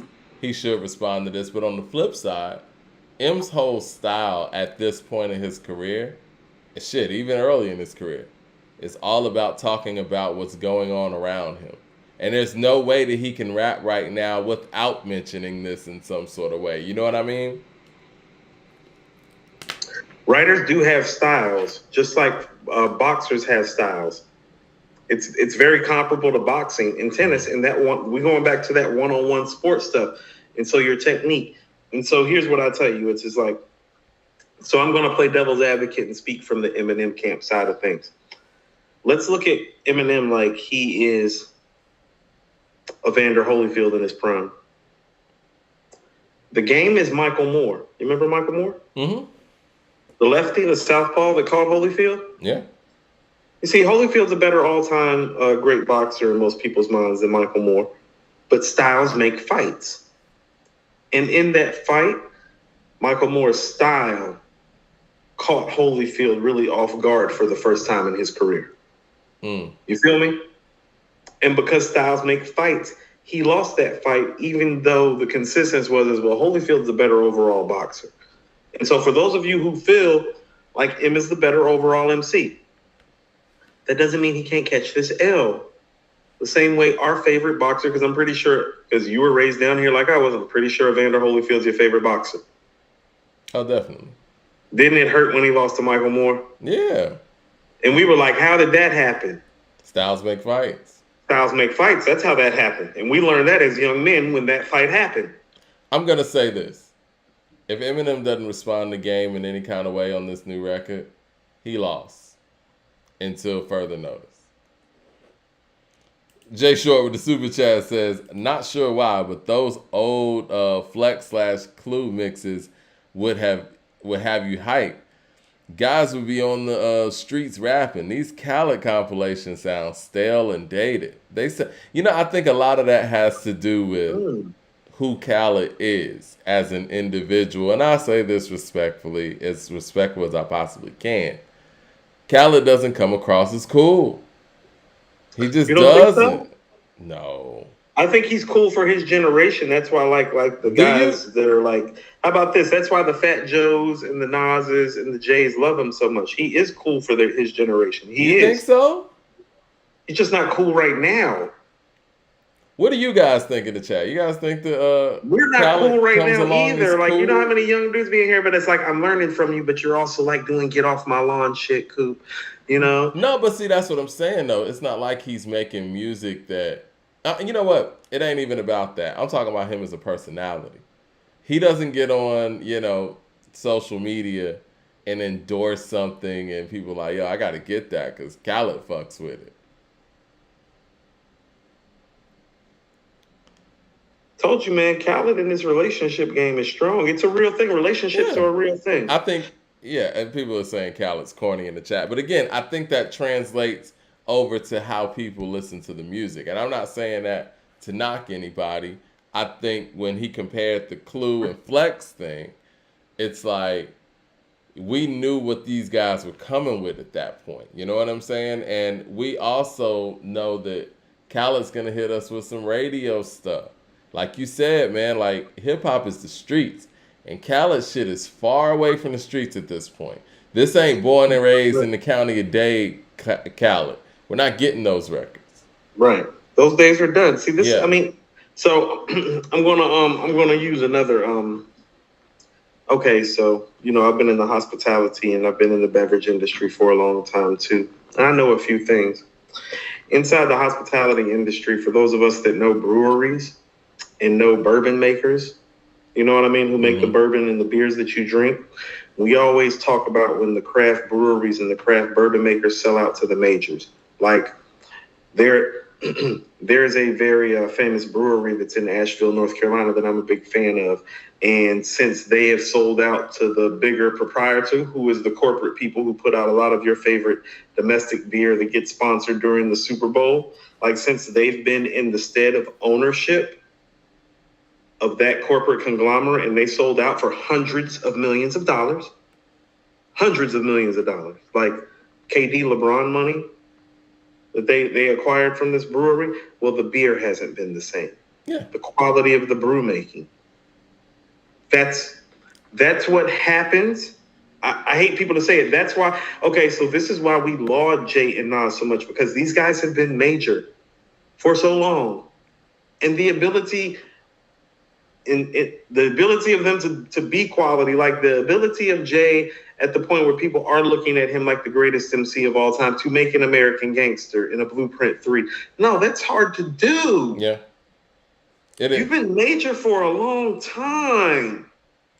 Yeah, that's it's hard to make. Mike, it's almost impossible to make a Magic when you have been as major as long as Nas has been major. No, that's For real. the quality of it, for you to open it, for you to pop the top of it and to taste it and be like, man, this shit tastes good like when he first used to make this shit. I think what helps Nas a lot is the fact that he Hard to has do. Illmatic as a foundation. Ant Learn with the super chat says, most of us out here in Miami never cared for Khaled. You know, I want to hear from the people in Miami. Yeah, Ooh, that's interesting. yeah. Where's Miami at? Like, where's Miami on this whole thing? Because But do you get what I'm does he saying, even Mike? reach About out for how, Miami like that on his albums? Like, and I feel what you're saying, but this is what I'm trying to say. Part of why we highlight Jay and Nas, why we do on this show, and part of why they are the greatest, Mike, they're outliers. They're not part of the norm. Khaled is more normal for what happens to an artist who starts off in the streets and then goes major. This is usually how the story goes. You're right. And so we can't excoriate him for that either. Well, what's interesting though is he's in a unique position because he can actually pick the personnel. And he chooses to pick personnel that, like you said, you looked at this album, it looked like Atlanta. Where's Miami at on this? Okay, right. I was doing that to be shady. And I was saying that to be shady because I was saying that like, yo, where's Miami at? Yeah, like, where's Ross? Let's look at this. I mean, Ross is on here. Ross is on here. He's the only one. Ross, how many verses does Ross have on here? Lil Baby got more verses than Ross on here. That's why I'm saying this album is Atlanta. Yeah, because even Ross live here. Let's look at it. Yeah, you're right. Drake, and then you got Rick Ross, Lil Wayne, Jay-Z.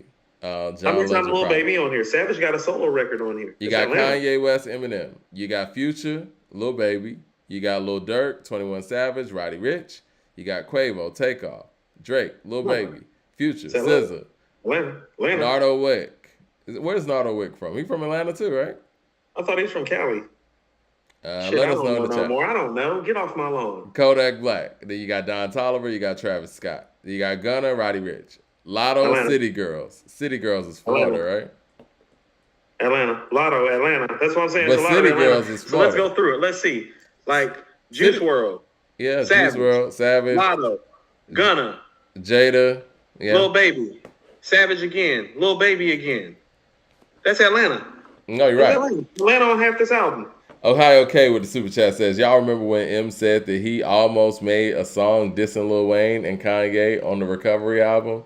I don't like hearing those stories about people almost doing something. I don't know. I missed Quavo and Takeoff up on here too, Mike. That's what I'm saying. No, I mentioned all that. Yeah. I don't know. No, I know you did. I said I missed Atlanta. That's true. Atlanta all up on there. But this is what I mean.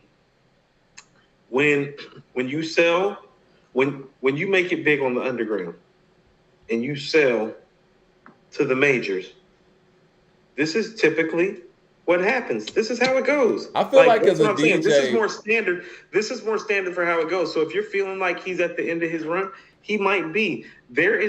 We have to start maybe framing things differently when people are at the end of their runs and be like, no, like, but that was a good run though. You're right.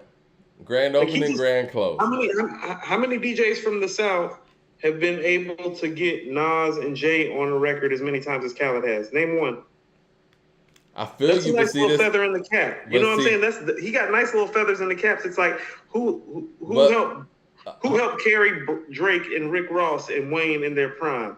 Well, like, cool. Yeah. Who got Big Boy with all the young boys on the record? Who got Luda on these records? Like, he's done some shit. You know what I mean? It's like, so I'm just trying to learn how to look at it in a more positive light than being like, man, this motherfucker done. What did he do? It's like, oh, he did what a lot of dudes do. Let me interject slightly. Go ahead. Don't you think that a DJ's responsibility is to kind of look out for the city and the city's artists? And I think that to a certain degree, if you have a Miami DJ that kind of looks out for New York or Atlanta more than Miami, I think that's problematic. Because that's what made the Clue tapes and the Flex tapes so strong. So can I tell you something? Mm-hmm.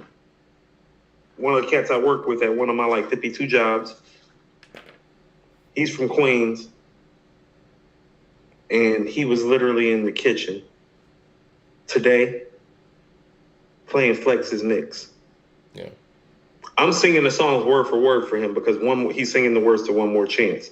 Because, well, it's New York and it's Flex, so they're playing One More Chance. Right. They're playing Ja Rule. They're playing 50. They're playing Nas. They're playing Jay. So every time he's rapping and I'm walking by, I'm hearing the motherfucker. I'm like, I'm on the other side. First things first. Playboy Bunnies. Those I'm keeping pace with it. I know the flow and the cadence. I done heard the song. So you get what I'm saying? Mm-hmm. Feeding the market. And so if you're saying Khaled's not feeding his market, no, we can address that. But if we just talking about the quality of the music, it's like this. What happens when you sell to the majors? That's fair. Yeah. So it's like, that's what I mean. It's like, we need to look at, if we want to criticize him, let's criticize the aspect of it that needs to be criticized. You're a DJ, job of a DJ, put the city on. I told you, Mike, there's a DJ that is on the radio down here that has a great following and a great rep. And he made his rep at parties where me and the promoter were the ones that bought the people. This is while I was an artist. I asked him to spin my record that was spinning on college radio and in other places and in the place where he was spinning.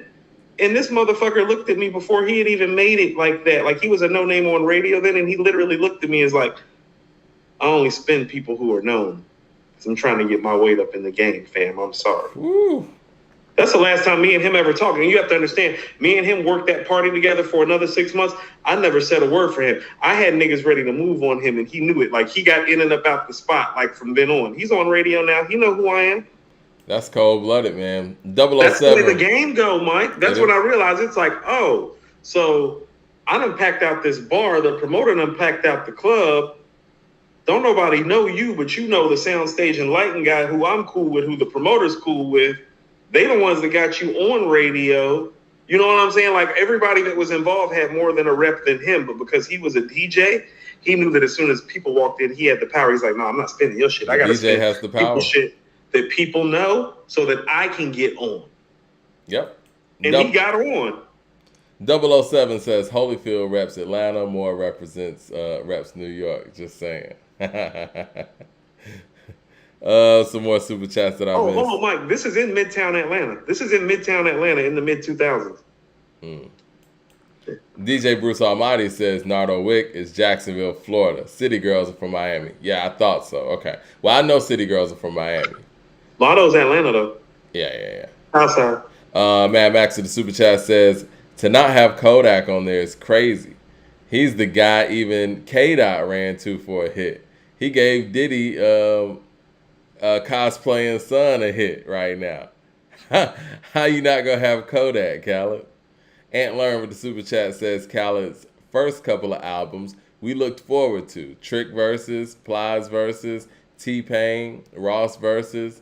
It got too commercial for us. And this is somebody out of Miami.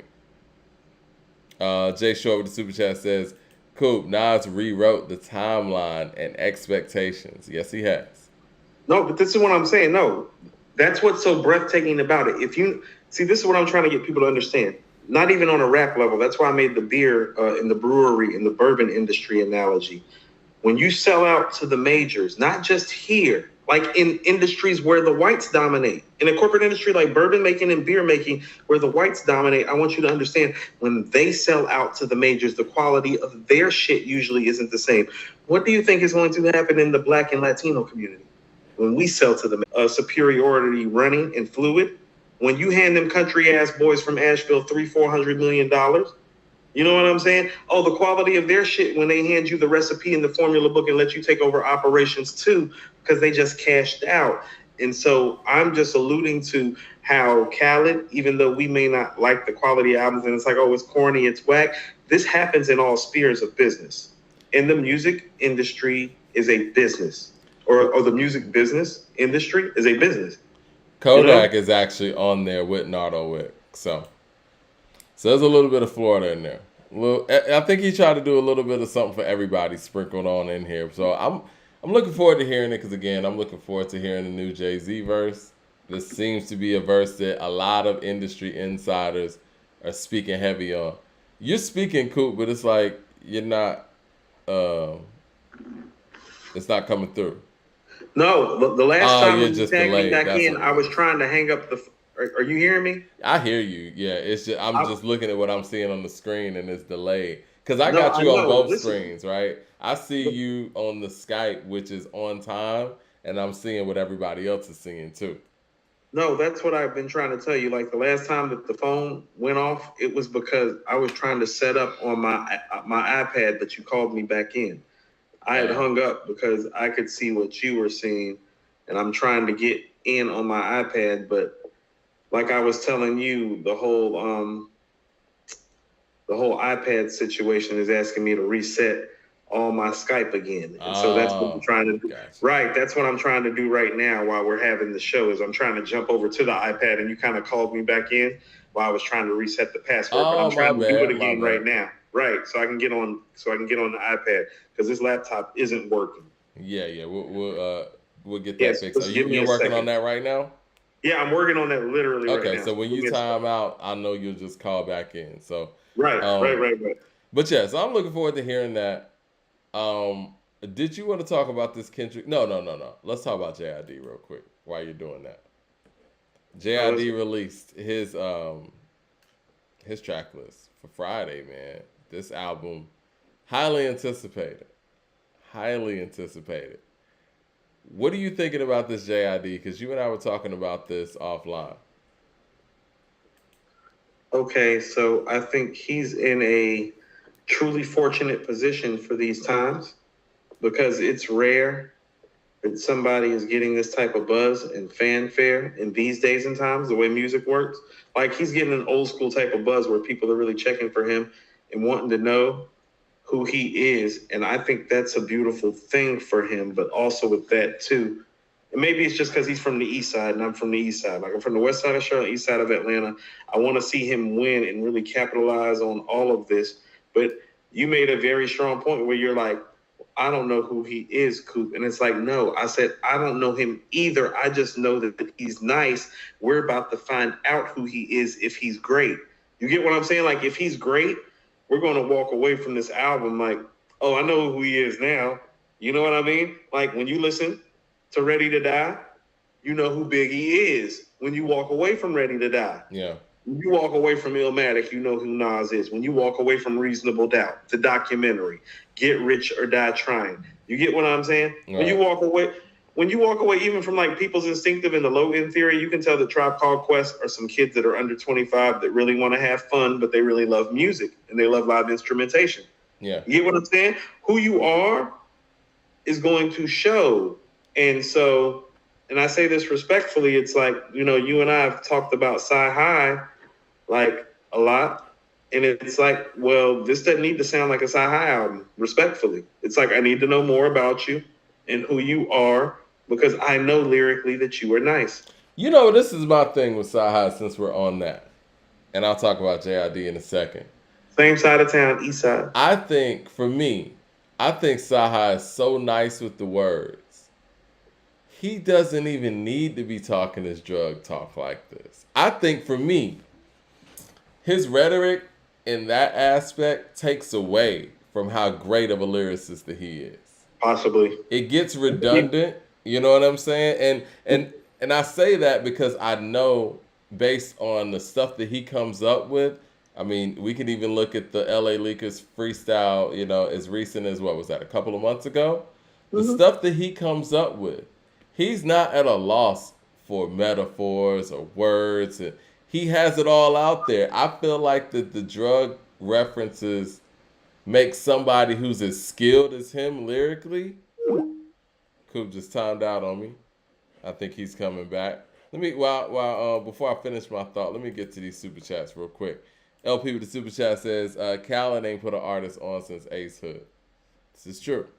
Born King says the Nas N-word mixtape was better than the album. Let's see if this issue has been fixed. Okay. I think I see you, but it's kind of Can you soft. hear me? Hello? Yeah. Can you see me? Can you hear me? I see you, but you're not moving.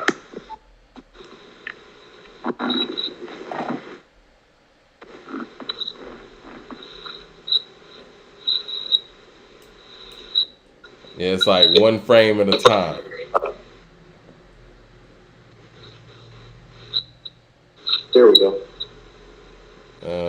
see me now? I see. It's probably gonna catch up. Let's see. Can you hear me? No, I can hear you. I can see you. Okay. All right. Well, yeah. So what I was saying, man, as far as Saha, man, I think that Saha, as a lyricist, I think that a lot of the drug talk and the dope records, the dope talk rather, it takes away from him as an MC and as a lyricist. Okay, so I think that's why Black Thought doesn't talk that way. Because his wordplay and his intellect is so high that he actually ends up lessening himself by engaging in too much of the tough talk. That's why I told you, that's why I like when he says, Philly ain't known for cheesesteak sandwiches only.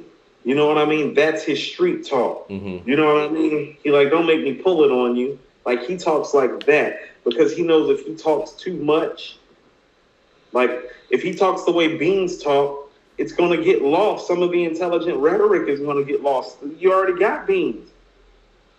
You feel me? No, you're right. You're right. And I just think that Saha would be, I think it would, like I said, I've heard it before, and that's probably why I hold the Black History Project so high, because he was taking on a lot of different subjects and he was good at it. It wasn't all this dope talk. It wasn't that. And I just think that him doing that, it does a disservice to his wordplay and just his overall story. Now back to JID. I think okay, so this is what I'm saying. Go ahead. Hold on. But let me piggyback off of you. And this is what I mean. When we heard Ice Cube on Straight Outta Compton, we could hear somebody who was great. Right. But after you heard America's Most Wanted, you knew who he was. You feel what I'm saying? No, right. The way that this kind of works is that when you're like really great, it's like, well, we know who you are. Even though Tupac's first album didn't go well in terms of the music, we knew who he was. The name of the album is called Tupacalypse now. It's very, very clear that he's pro-black and like the son of a Black Panther. You get what I'm saying? It's like, you see who people are. No. It's very clear after Illmatic that Nas is lyrically inclined. It's very clear after Reasonable Doubt that Jay has really hustled in the streets so seriously that you're worried that he's going to get indicted. But see, the thing is, man, you don't even... It's a slight echo. I think we're running into what we ran into on Patreon. And something sounds like it might be a little too loud. Y'all hear the echo out there?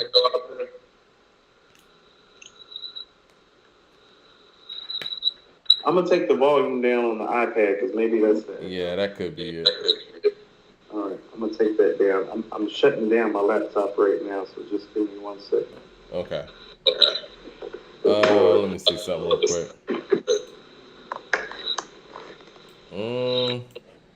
Let me see. How's your echo now? Let me see. Is the echo? I muted you. Yeah, it's still there. I think that might just be the iPad and how the device is set up. That's what I'm saying. Okay. Hold on. What was I gonna say? But yeah, I don't even think it has to be a quality situation, right? When we're talking about people's debut album, people just want to get you. Like you said, Tupacalypse Now, Pac wasn't already there. He wasn't all put together. That wasn't the case. Oh, you went out for a second. No, I can't hear you. You had you on mute. I can't hear you talk. Yeah, man. I don't know if this is gonna work like this because it's echoing even louder. Right. That's the iPad. That's what I'm saying. That's why I do it from the laptop because the iPad is probably like a better screen. But I don't know what the echo is. Yeah, Leroy said it's better muted. My volume's low right now. It's still echoing? Yeah, it's echoing even louder. Yeah, my volume's super low. What about some headphones? My headphones are all the way upstairs. I don't even know where they are. Can you hear me now? I hear you. It's just echoes when I talk. Is it echoing still? Because the volume's about as low as I can have it, but I'm still hearing it. Yeah, it's still echoing. Yeah, I'm about to sign back into the laptop. Yeah, okay. Yeah, do that. I think it would be better to have a delay as opposed to, the echo over and over. I don't know what's going on. Like, when did we start having the echo shit? Like, what's the echo coming from? It's coming from the iPad, I believe. Yeah, but no, I've done shows on the iPad before. We didn't have an echo problem. Let me see. Let me see something.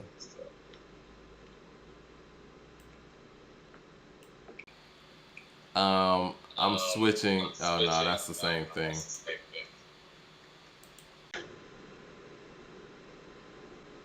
Let me try echo cancellation. All right. No, we're good now. I just pressed the echo cancellation and it worked. Oh, you can't hear me? Oh. No, it's all good. I'm just I'm about to hang up and call you back from the Okay. Cool. Like, I'm just waiting for it to sign back in now. Because I had to sign out. I had to change the password to get into the iPad, and then now I have to change the password back on. Right. The technology, the failure in technology is that it fails. Leroy Green said it's not Rock Nation, it's doing this. Definitely. Leroy Green hopped in the room with the Rock Nation hat on, playing the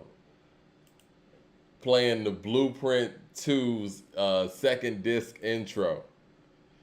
It was incredible. People said, "Nah, Coop, you good? Just turn it down." Yeah, we're about to get this right, man. We're gonna get all the quality and all that stuff right. All right, back to the regularly scheduled programming. Things look good right now. You're not, yeah. Sorry for the headache on your end. I'm sure the people out there too. All right. So what I was gonna say about JID. This is an opportunity that he has to just tell us who he is, because we know that he has a skill set and all those things. But and it's not even one of those things where, with a debut album, we're not.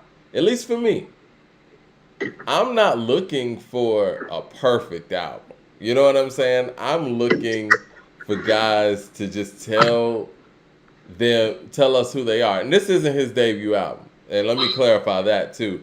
But this is coming out party. Yeah, this is coming out party. And when you have an opportunity like that, it's like you got to make the best of it. And he has the skills to do it. Earth Gang showed us earlier this year that they had the ability to make songs. He has the ability to make songs. I think Stick is one of the hardest songs to come out this year. I'm looking forward to it for him and for the city, because Atlanta doesn't get a diverse look when it comes to hip-hop music. We always want to talk about the guys that don't really... Somebody said, I'm not echoing anymore, am I? I'm not hearing the echo.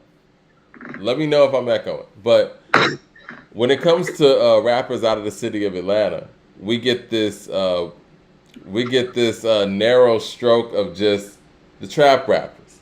People don't talk about what Earth Gang is doing. People don't talk about what JID is doing. So hopefully this can change somewhat of the narrative on those things.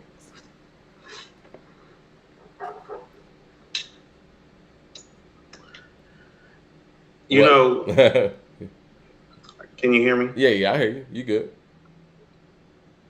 It's funny that JID for me is actually somewhere between where Saha and Luda is. So, what you'll find, and it's funny and I've compared Saha and JID because they're both from the East Side. And so it appears that our lyricists are coming out of the East Side. The East Side is a little bit different. Like a lot of the stuff that I wrote when I was an MC, it's about my time growing up on the East Side. I was considered to be more of a lyricist. It's the East Side of Atlanta is shaping up to be the more lyrical side of town. B.O.B.'s from that side too. Right. Yeah. Right. It's the more lyrical side of town. It's the experience is different. People understand, like, Atlanta's sides of towns, the zones are like the boroughs.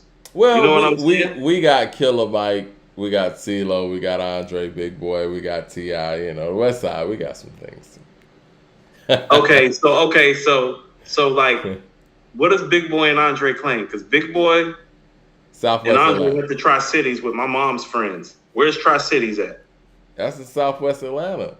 Okay, that's not West Atlanta, Mike. That's the SWATs. Okay. They're from the SWATs. Okay. I'll I give you consider that. SWAT's more South Side than West Side. Now T.I. is West Side. Yeah. This is what I mean about how people don't understand. It gets intricate the same way the boroughs get intricate. Well, what T.I. about is Killer straight Mike? West Side to me. What about Killer Mike then? Killer Mike's West Side. Killer Mike's West Side. Yeah. I mean, he shot out Adamsville. Yeah. Right? Mm-hmm. That's West Side. That's West Side. Right? Yeah. That's West Side. Right. See, Goody Mob and Outkast is more SWATs to me, and that's where they always had it on lock. Because when you got SWATs, it's like, well, you got East Point. You know what I'm saying? You got College Park. South Side. I mean, College Park is South Side to me. When I'm talking South Side, I mean College Park, Riverdale, Fairburn, Hate. You know what I'm saying? Like they had that plus a piece of the West Side, so they took up a large black section of Atlanta, except for the East Side. Like I'm from the East Side though, and I'm saying like it's appearing that the lyricists are coming out of the East Side, but the biggest motherfucker on the East Side is Gucci Mane, and he's not a lyricist, and that's what I mean about people. You don't think Gucci Mane's a lyricist? Not. How about this? That's not fair to Gucci because I like Jeezy, and they're comparable.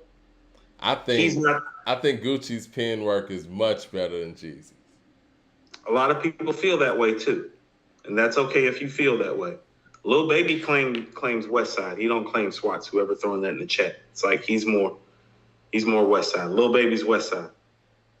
At least he claims more West Side. But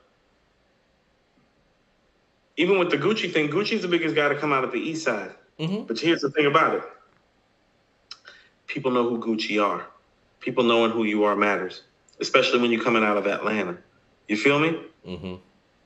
And so that's why I'm saying is it's like, no, for JID, want to know who he is because lyrically he can be sci-high. Personality-wise, he can be Luda. But I kind of want to know his story the way I know Gucci's story, even if his story ain't like Gucci's story, so that he gets what he's supposed to get out of the game. Because I think the best thing that needs to happen for him on this album is he needs to be entertaining like Luda and lyrical like Sci-Hi, but he need to keep the streets intact and the story intact like Gucci does. I think someone in the chat said something about the fact they can't take his voice, and I think that is a viable criticism. Yeah, very Southern Freeway like, would you say? You know, first thing I thought was Kendrick, to be honest. You can hear the Kendrick influence, but I think about Freeway's biggest problem when you heard Freeway. Like when I heard Freeway on 1-900 Hustler, I was like, that is some of the illest shit I ever heard. And then I was like, how is that going to sound for 3 verses, song after song, song, after song, after song? But he's got Earth Gang, he's got Cole, he's got an array. The game is different. That's what I mean. Like you can do a 12-track album, have 5 features, 7 solo songs. 4 of those 7 solo songs can have 2 verses. You feel me? No, you're right. Born King with a super chat says, Zone 1 West Side, we like Brooklyn. Yo, I want to change gears a little bit. And since we brought up this individual's name, Kendrick says he no longer wants the greatest title. I'm dropping the ego. How convenient. What were your thoughts when you heard Kendrick Lamar, or heard about Kendrick Lamar saying this? I think he said in a recent article. Well, my ego told me that I was right all along, but I still know that I have an ego and I haven't killed mine yet. I was like, see, I was right. Because here's what really happened. Isn't hip-hop, period, about ego to an extent? It's definitely about confidence and feeling like you're the best, so the ego is involved. The ego is involved in rap because rap it's just like a boxer. Like, Mike, have you ever looked at like a boxer? Like it's a winner, like outside of the ring and how they typically behave? Yeah. Because they live and operate in a sport where your confidence, your self-belief, your aura, your presence, it can be the difference. Mike Tyson won fights because people were afraid of getting knocked out before they even knew how strong he really was. Even if we talk about basketball or any other sport, but basketball specifically because you got a sport where one person can kind of change everything on both sides, right? I feel like the greatest players have that level of ego. Yeah, like how about this? even if you don't like Kevin Durant, you know what type of ego it takes to walk to the owner of an NBA team is like, I want you to fire your GM and your coach, or I don't want to play. Yeah. You know what I'm saying? Like, you know what type of spine you gotta have to talk to a billionaire that way? Be like, yeah, I want you to fire him, because I'm not in the mood. This is the problematic part about Kendrick, right? Because this is the thing. Kendrick's catalog speaks for itself, and we've said that from jump. I mean, when you talk about Section 80, talk about Good Kid, Mad City, talk about To Pimp a Butterfly, you talk about Damn, even the unmastered, untitled stuff, whatever, and even Mr. Morale, I'm not even going to lie to you, man. Like, obviously in his catalog, if we're judging it by his catalog, it doesn't really register like that. But I was listening to it the other day. It's a cool album, man. It's a nice vibe and all that. What do you mean? It's a nice album. It's a nice album. It's like, I listen to N95 and I listen to I have to be in the mood for it. But, okay, so this is what I'm saying. So Mike, listen to what you just did. Mm-hmm. You just pulled up on Friday night to kick it with the fellas and was like, how did your first date go with her? It's like, oh, she was cute. It's like, oh, she was cute. You're like, oh, you didn't pull up like, yo, fam, this one right here, this motherfucker. You get what I'm saying? It's different. It's just like when you meet the girl and it's like, no, fam, it's like, this motherfucker fine. I'm gonna be an hour late. I think the problem is, you didn't pull up like that. And so this is what I'm saying. It's like this. It's just like, oh man, and this goes back to the ego. When a nigga walking around with a 10 on his arm, oh, he be feeling and swagging kind of different than he does when he's got a 5 or a 6 on his arm. So I'm gonna tell you where I was last night. Listen to where I was last night. I was with my man, Demetrius, and we need to talk to Demetrius. Demetrius is he's a military man and super financial like savvy. He's a financial wizard. Like, matter of fact, Demetrius was talking about the Ferrari that he's ordering next year. Oh, nice. We pulled up to smoke some. So he pulled up on me. His sister just had a child. God bless. He pulled up on me. He's like, where can I go to get some cigars before I pull out tomorrow? I was like, I got some cigars in the stash. I got some Rocky Patels. I'm going to pull up on you. Okay. All right. We're pulling up.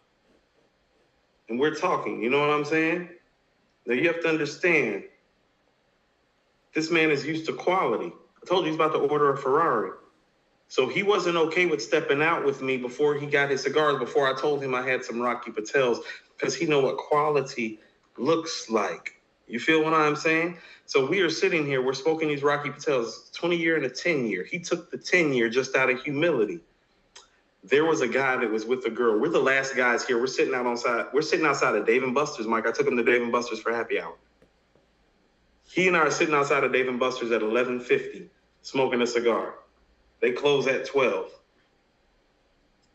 This dude walks out with this chick, Mike.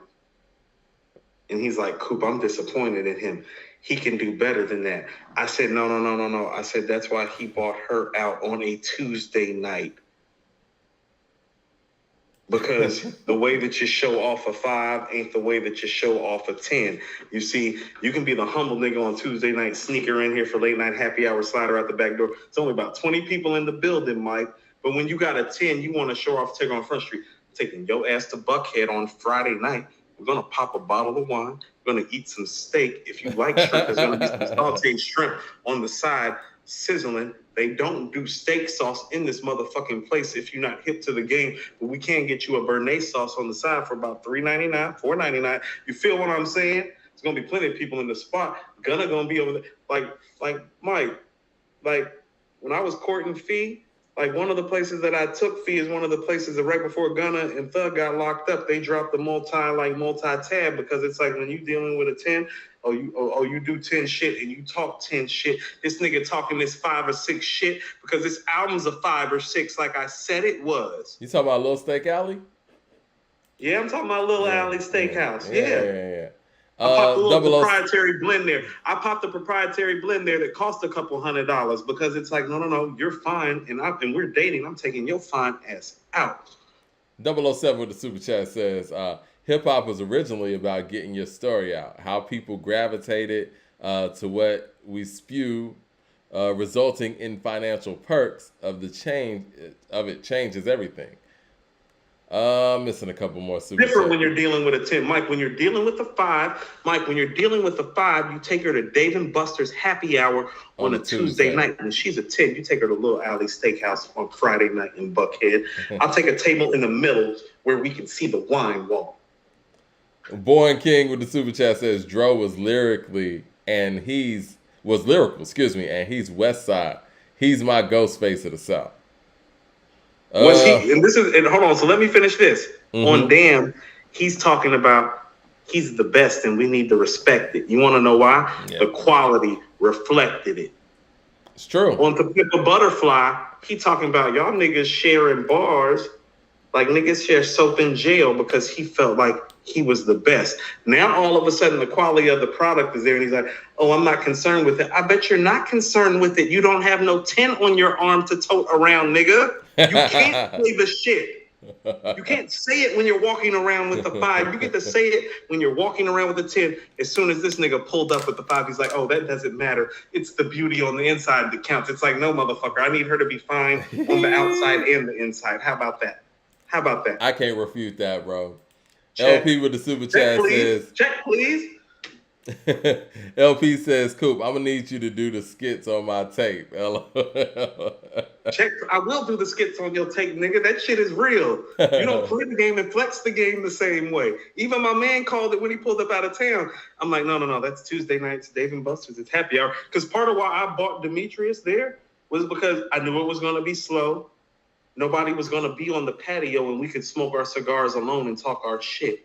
The same way that dude knew that nobody was going to really see him with that 5 on a Tuesday night at Dave and Buster's. He would not take that shit to Little Alley on Friday night in Buckhead. No, he wouldn't. You're right. Popping no bottles on her, nigga. No, you ain't popping no bottles on her. You shady. You need to stop behaving this way. NR with the super chat says, what happened to TDE? Kendrick left and nobody raps. Yeah. That's shady. That's worse than everything I just said about this 5-ass album and this 5 behavior. I don't care about that anymore. It's like, well, you got a little bit of a duck on your hands now, don't you? Well, I think the problem is, like you said, a 5-year wait, we were expecting a Friday night, as opposed to if he would have put this out maybe like a year or a year and 2 after Damn, it wouldn't look as bad. You know what I mean? Hold on, Mike, and I'm a G. The Little Alley in Buckhead is the second location. The first location is actually on the back roads, about 20 minutes from my house up here. I've been going to Little Alley Steakhouse for over a decade. These niggas just got hip to Little Alley Steakhouse because they moved it to Buckhead. The real location's up in Roswell on the back end. They got a nice patio out there in the Buckhead one, you know. The steak's pretty good. The patio's popping. The real ambiance and feeling, the better steak tartare is at the original location. But now I'm waxing poetic and talking my shit about all the gangster shit that I've done. All right. But yes, okay. I think that you're right. I think that now that he has a subpar album under his belt, it's like, I don't want to be the greatest anymore. I don't know, man. I don't really know what to even say about this, but this is very problematic. This is what I will say. Let me say this. I guess Cole gets the crown then. Got to give it to who wants it. No, not even that. I mean, Cole still needs to put in the album work because his album catalog still doesn't look like Kendrick's album catalog. Even with all this that we've been waxing about Cole, let's not get it twisted. Kendrick's catalog is what holds him. It is. It is. And here's what just happened. Well, what's held you dearest, you're realizing you're not holding that right now. And so now your care is lessened. And that's not cool. You know what I would really like to see? I would really like to hear him say, you want to know what? I hear that people aren't feeling this album. Yep. So I'm about to go back in the lab and give the people what they want to show them that I am still the best MC walking the way that I was talking when I left. You know, for me, this sounds like quitting. I'm taking my ball and I'm going home. A little abrasive. That is a little abrasive. No, quitting is strong. I take quit. When you say somebody quits, I take that seriously, especially as a man. It's like, oh, you quit, nigga? I don't know if this is quitting. Okay, that might be a little strong. This is changing the narrative more than quitting to me. But if you feel like it's quitting, I just want you to kind of because this is the thing. Let me elaborate on that. Let me expound upon that. I feel like it's quitting because, like you said, you put out a subpar effort and you know that, people really aren't connecting with it in ways that I'm pretty sure he thought they would. Coop, you there? I just lost you. Coop, you there? All right, you back. No, I'm here. Okay. I'm here. But yeah, he just put out an effort that people really weren't connecting to in the ways that I'm sure he thought that they would, right? That's one thing. But the other thing is, like you said, you got to acknowledge that and be like, you know what? It is what it is. I'm about to come back with some fire. Even with the way that people are able to do features now. You know what I'm saying? Like, you could jump and do a feature run that'll make people change their mind real quick about this album. But the fact that he's saying, you know what? I don't care about being the greatest anymore. That sounds like quitting to me. That sounds like, you know what? I'm not going to do anything to change what I know the narrative is right now based on this album that I put out that was 5 years due. I'm just going to say, you know what? That's just not my mission anymore. We're changing destinations. So this is one of those things where I feel like even when you're saying this, you want to know what I thought about? Him not having all-time great guest appearances is really hurting him. It does. When you isolate yourself like that, all you depend on is you and your work. And even the great Rakim had to deal with that, you know? No. Listen to what I'm about to tell you. I think if you take Nas's guest appearances off the board, Jay is the greatest MC of all time. Because think about it, Mike. Yeah. Live at the Barbecue, Verbal Intercourse, Fast Life, Eye for an Eye, More Money, More Murder, More Homicide, Phone Tap, like the shit that he's done with Game, Letter to the King. It's mine. Yeah. Like the shit on Jadakiss, Show Discipline. Yeah. You feel what I'm saying? Like the DJ Clue shit, Live from the Bridge on The Professional too. I love the first one, the one on Professional. Yeah.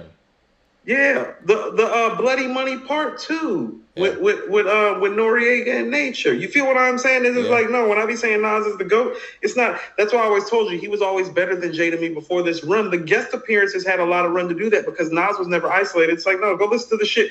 Sincerity with Mary J. Blige and DMX. You feel what I'm saying? Yeah. He got hard bar work like on every level all over the place. Kendrick's got his albums and he's got 4 of them. And it's like, well, go look at Jay's best albums, Nas's best albums, Cube's best albums, Face's best albums.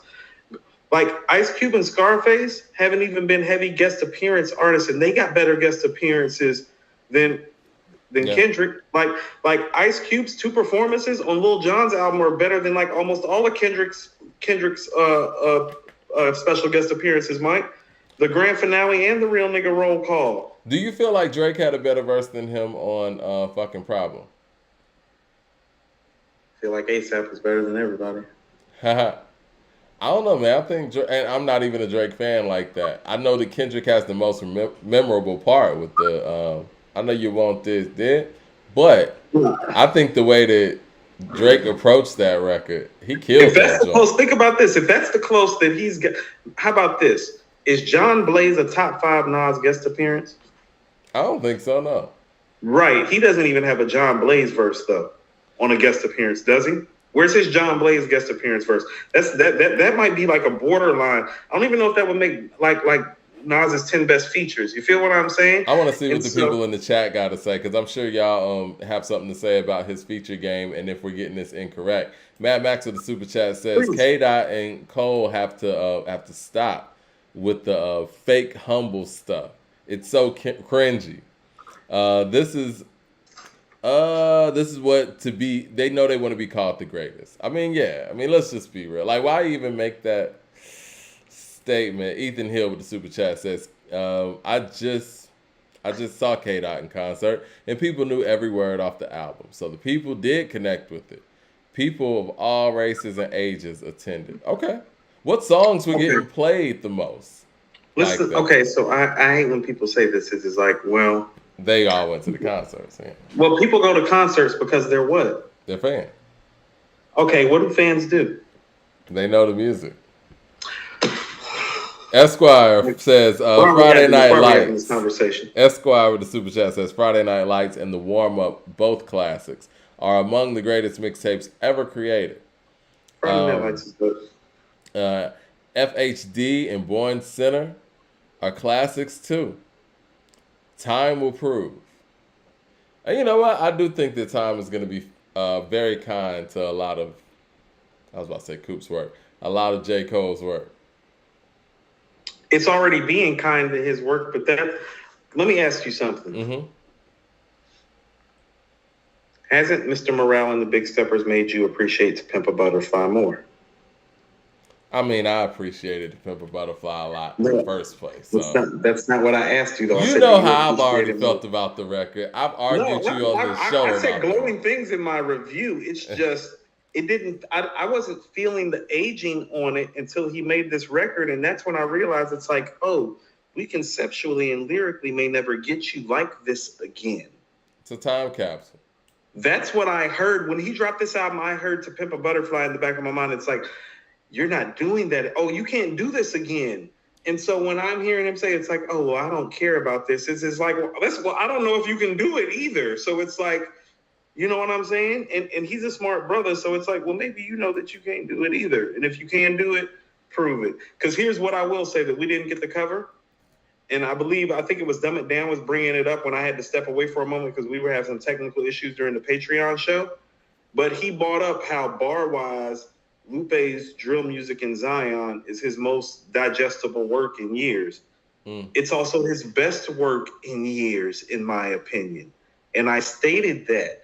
And so, you know, Mr. Morale and the Big Steppers is ambitious and it's inspirational. I be telling you, man, Muhammad Ali is the best boxer of all time because that jab connects more than any other punch in history connects. It connects. Mad Max of the Super Chat says, K-Dot has 3 memorable projects. The difference is that Cole's mixtapes have had the major hype and 2 albums, Born Center in 2014. There's no gap, really. Jay Short of the Super Chat says, Kendrick on Dope with Pusha T was iconic. I like them on Nostalgia, too. I like him on Nostalgia a lot, too. That's probably his best guest appearance to me, actually. I think it may be. Yeah, no, but again, I would have Nostalgia as a guest appearance because I think he's more of the MC who he really is on Nostalgia than he is on Control. You get what I'm saying? Yeah. That's Kendrick on Nostalgia. When he's talking about his pops and he's flipping it back to the addiction and he's using it with Pusha T, who's obviously been, you know what I'm saying? Like, no, that's Kendrick as a writer, as an MC, a dude from Compton and telling his life. Does Black Lip Bastard remix count as a feature? I guess it does. I guess. Look inside my parking garage and see a collage of every person I despise since the moment I turned 5. Calculate my steps and strategically took my time. Even falling off, I land on the ass of Nicki Minaj. See, that's what I'm saying. It's like, how great is that really? I liked it. 007 you like the way he played the wordplay out. Like yeah. That's what I'm saying. It's like, lyrically, that's not like, special. It's not. 007 says, you have to shine with others. Presence, period. Sort of like NBA All-Star games. If everyone comes out to play and you claim the throne, you better shine. Yeah, people got to know that, okay, you know what? That is Kobe Bryant. And everybody else is just other All-Stars. What is that? I didn't know what was going on. Jay Short with the Super Chat says, Kendrick on Nostalgia with Pusha T was classic. Yes, it was. Let's see. But yeah, I think that for everything that he said he was going to do on Control, and maybe we have kind of just put the standards way up there, it feels like at this point he's like, you know what, we're throwing away the standards. One thing I will say that I hope comes from this, I hope he comes with more consistent music and not have to worry about, all the pressures that come with it. Just have fun with music and put out some dope music. I mean, hasn't he made enough money to the point that he can just rap for fun, right? Yeah. And I think he's made enough classics at this point, or well-received albums, I'll say it like that. He's made enough well-received and critically acclaimed efforts where he can just have fun at this point. Do you feel like he has 3 classics? I feel like he does. Okay. And so how many rappers are walking around with 3 classics? Let's give him some flowers right now. Individual rappers walking around with 3 classics. It's like, well, when we know Nas, Jay, and Rakim are walking around with 3, right? Kanye West. Kanye. Scarface? You feel like Scarface has 3? I think he does. Yeah. I do too. I think. Hold on. You What are you think saying? Common has 3? The Diary, The Fix, and what? The first one? Mr. Scarface Yeah, is Mr. back. Scarface is back for me. Right. Yeah. No. I'm with you on that. So Scarface has 3. You think Ghost got 3? Yeah. What? Supreme, Iron Man. Supreme, Iron Man. You know what? For me, it's 2, but a lot of people are gonna say. A lot of people are gonna say the one that you always. Fish Scale. Fish Scale, yeah. Love some Is Fish Fish Scale's a classic? If it's a classic, then that would be his 3rd. I feel like it is, Mike. Okay. Fish Scale's holding up well too. Like the beats on there.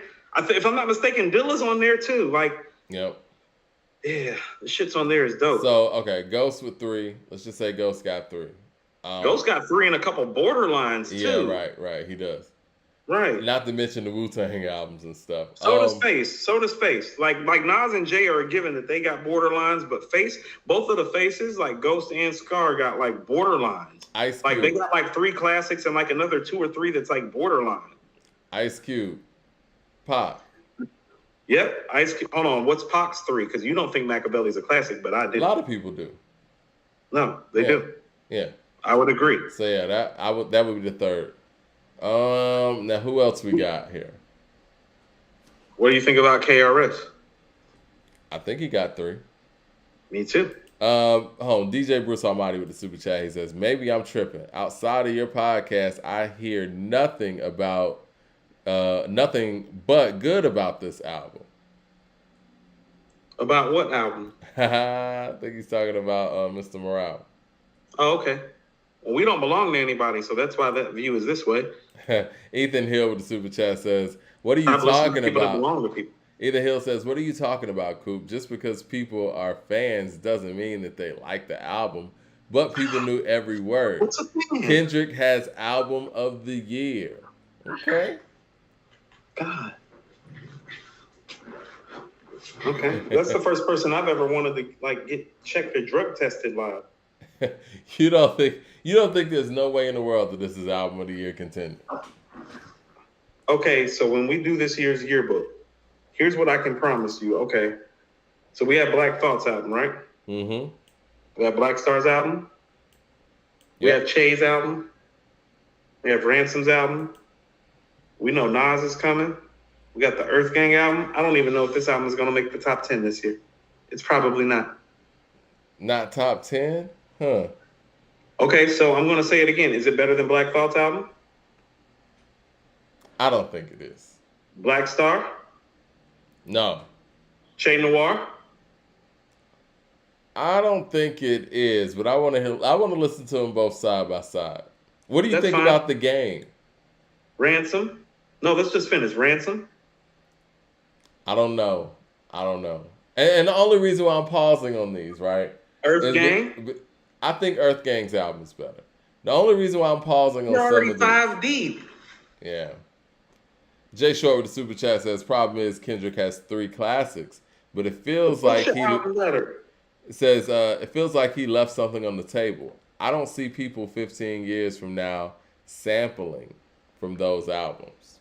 Hold on. What about Push's album? What about Benny's album?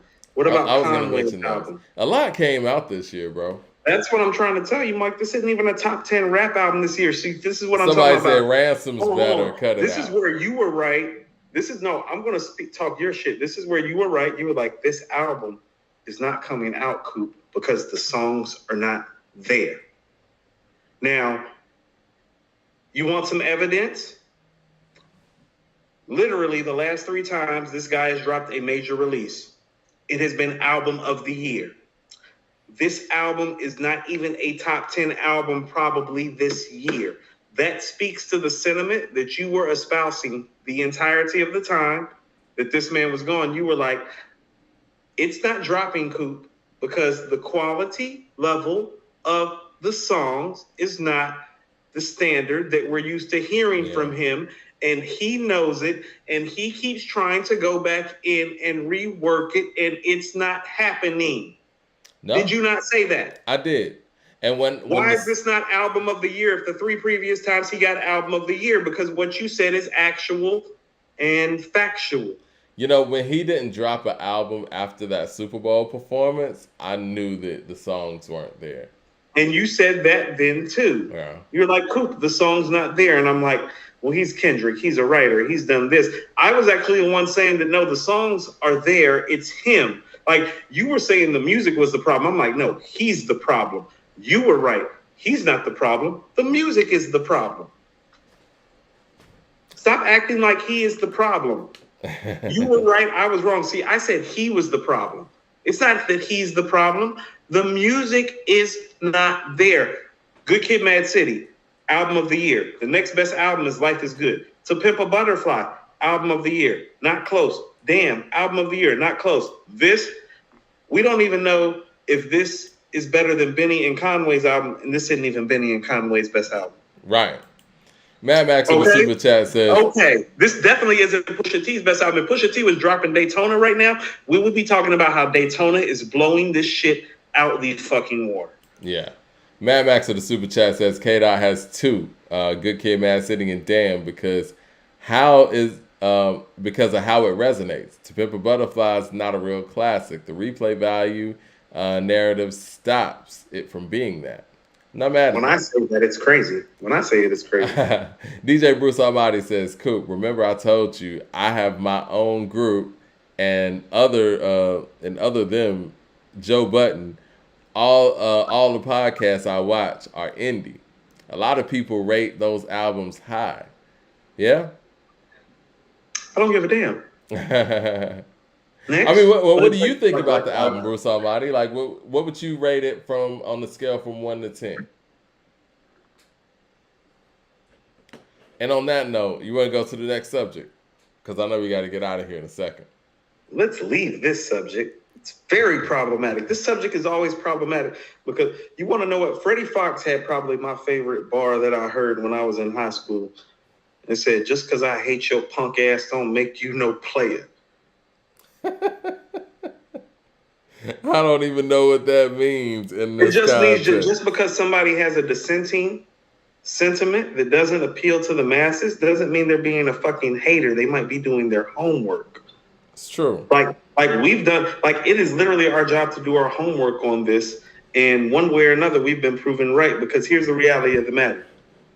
The last 3 times when he had album of the year, we didn't have any argument or question or debate about it. Like the best debate that he's had about album of the year was Good Kid, Mad City versus Life is Good. That is not a conversation. That's not a conversation. That is not a conversation. And I love Nas. That's not a conversation.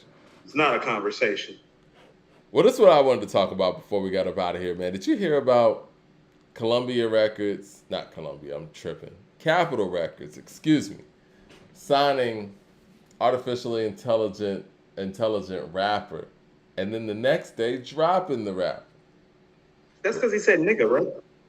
That's what I think. This is where a lot of this is coming from. Nigga.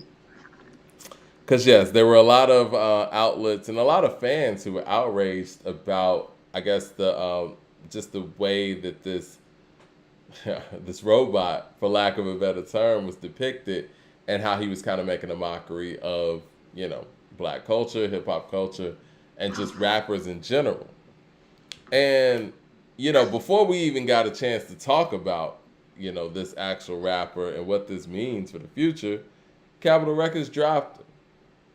Mm-hmm. And so where I was coming from with it, I was really shocked that rappers weren't speaking out about this, because this is their livelihood. And I've always told young people, like, look, you need to get into a field that they can't get a machine to do your job. You know what I mean? And rappers not only were co-signing this, and not only were they silent, they were actually co-signing this. I mean, I think Uzi was posing with the robot at Rolling Loud. He performed at Rolling Loud, all that stuff. I think Gunna was in the studio with it. DJ Drama screaming all over the song and all that. And I'm like, you do understand that this thing is coming for your job. Because I kind of correlated to, like, like the self-checkout line over at Walmart, right? We'll talk about that. I like that. I like that analogy too. It's what it is. It's like, so you buy the machine one time, you're Walmart, you buy the machine one time, you have that machine. The only thing you got to do is maintenance on that bitch, right? You don't have to pay a health care or deal with health insurance, deal with the turnover rate, deal with raises or anything like that. You don't have to pay the machine. Who do you think that the corporation would rather invest in, you or the machine? And so in this sense, if we talk about the music industry, let's just say, I mean, because I don't know how this deal is structured, but I would only assume with this being an actual piece of property, Capitol Records probably purchased this machine. Yeah, and so let's just say hypothetically. Go ahead. Hold on. No, I'm sorry to cut you off. They purchased the machine and the intellectual property behind the machine, correct? Right. And so let's just say hypothetically, this machine creates a hit. They get all the money. There's no 100. There's no 100. splits. Yeah. Listen to this. And so who do you think that the company would rather deal with? Your ass complaining about you underpaid, or a machine that they just bought outright? So a lot of people joke about like the Back to the Future movies and even like the Terminator movies. But it's like, how far away are we from it? Do you remember the scene in Terminator 2 where the dude has to go get the mechanical hand? Don't we have legs and arms like that now? Yeah. Like the one that was in Terminator 2000? Yeah. T-2000? When that came out? Mike, we was about 10 years old when that came out, right? They have the technology. Don't we have that now? Yeah, they have the technology to do that. They probably had the technology back then. The only thing is, like, it didn't get created by accident. People have to understand something. Like people in Hollywood have money. When you have money, you have access. When you have access, you get the stories, you get the information. So when people are like, "Oh, Hollywood's a big fantasy world," it's like, no, somebody will take a piece of reality that they heard and make it into a fantasy, but it's not as fantasy as you think. And every rapper, no rapper should be contributing to this, because this is literally the antithesis to what hip hop. Didn't we just have a conversation about hip hop is in the streets? Yeah. This is totally digitized. Totally. And what I was gonna say, they've had the technology for this for a long time. What they have to do is get the public comfortable with this type of stuff. Mm-hmm. And so what I felt great about the fact that people were pushing back on this, but the fact that artists whose actual jobs were the ones that are being really put in jeopardy by this stuff said nothing. They literally said nothing. If anything, they co-signed it. And I'm like, you do understand that this thing is not only put here to replace you, but anybody else who's possibly going to come up the ranks in the way that you did won't have that possibility if every company out here has a machine that people are actually going to concerts to see. Now, see, I look at that whole hologram game way different now.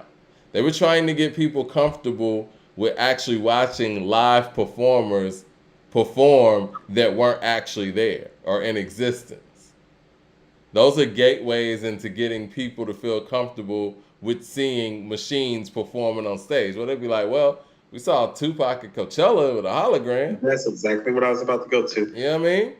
Do you mind if I express a sentiment to you right quick?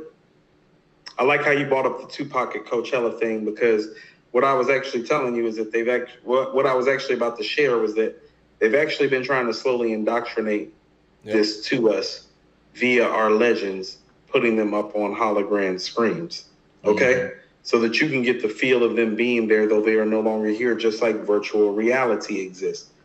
Now, here's what I would submit to you. They're kicking themselves right now because they're all too late. You see, what happened was that this is a project that got created when the pandemic happened, because pandemics don't happen too often. You can't gauge for it and call it. And so the preparations for something like this happened when everybody was at home, because they didn't know how long everybody was going to be at home. By the time they had technologically and the physics and the science and the math of it had come together to produce it and replicate it, well, they had it. And then they waited till the monkeypox thing happened to drop it. You see, this is something that only gets dropped in hysteria when people are afraid to go out. So you have to look at the timing of this too. Yeah. The pandemic happening pushed them into this threshold of thinking, how can we outsource these rappers and take 100% of the profit? The same way when record sales died down because of the streaming, they got into the 360 deals. This is the next step. Like the 360 deal was the first thing of theirs. Like, well, we're changing this so we can still eat. The pandemic made them think, well, our major artists, because some of those major artists that we were talking about when we started this podcast, because the pandemic happened. Some of those major artists that we talked about early on, Mike, we haven't talked about them since because they still haven't released an album. Yeah. Because the label has been more concerned about working on this alternative to the actual artist. Wow. So you got to peep game all the way from the bottom. Man, that's heavy, man. And like I They said, put their money into this instead of putting it into physical people to actually replace the people, Terminator style, Mike. Like, and I say Terminator style because I don't want you to think that this is some passable or pleasing thing that's happening. If they can take a robot and not have to deal with a kid from Compton or the west side of Chicago or Houston or Detroit or Baltimore or one of the 5 boroughs or one of the zones in Atlanta or Miami-Dade County, Liberty City. You feel what I'm saying? If they can find somebody to replace that kid instead of having to deal with all that hood shit, that's exactly what the fuck they're going to do. The pandemic gave them the opportunity and the time and the place to do it. You're seeing it come to fruition. Pay attention. Well, you know what? To piggyback on that, you know, rappers and in the hip hop industry period, and let's just say, you know, lyricists and rappers specifically, they make a lot of poor people money and get a lot of people out of situations. You know what I'm saying? Yeah. Like, we talk about entourages that turn into, you know, managers, management companies. Like, even if you look at, you know, everything that Rockefeller and all the guys that started that together were able to do just based on Jay-Z's skill set as an individual. They got out of the projects. They made lives for themselves. They created companies. They created other avenues, jobs. That doesn't happen if you sign a robot. It doesn't. Right. Those people who stuck in the hood, they stay there. And like I said, a lot of these rappers that came out of these impoverished situations, I feel like they should have been the first to speak against this. And the fact that they're not speaking against this makes me feel like, yeah, like you said, this is a part of the plan and you can't speak against this. No, you're not allowed to. Gonna kill you if you do. Jay Short with the super chat says, this is happening, especially if Jack Harlow fails. Yeah, That's well, funny. yeah, well, you know, Jack Harlow is, you know what, this is what's going to happen when it comes to Jack Harlow. Since people aren't taking in Jack Harlow in rap music, they're just going to transition him over to country or pop. Oh, you think so? Oh, of course they are. You know, I was just, I was looking at that Elvis biopic. Did you see that? No, I didn't. I saw your post on it briefly when I got home last night. Well, it was interesting to me because I'm one of the people that, like I said, I grew up watching Elvis movies with my pops or whatever. And, you know, I never really looked at Elvis like, I wasn't like a fan of his, but it's like, you know, I respect the game. You're a performer, you're a star. You created really the template for what a modern pop star is in a sense. But when you look at the fact that Sun Records was all about, they were basically a record label that just played or signed nothing but black acts. And the owner was like, look, if I can get a white guy to do what these guys are doing, I'll make $1 billion.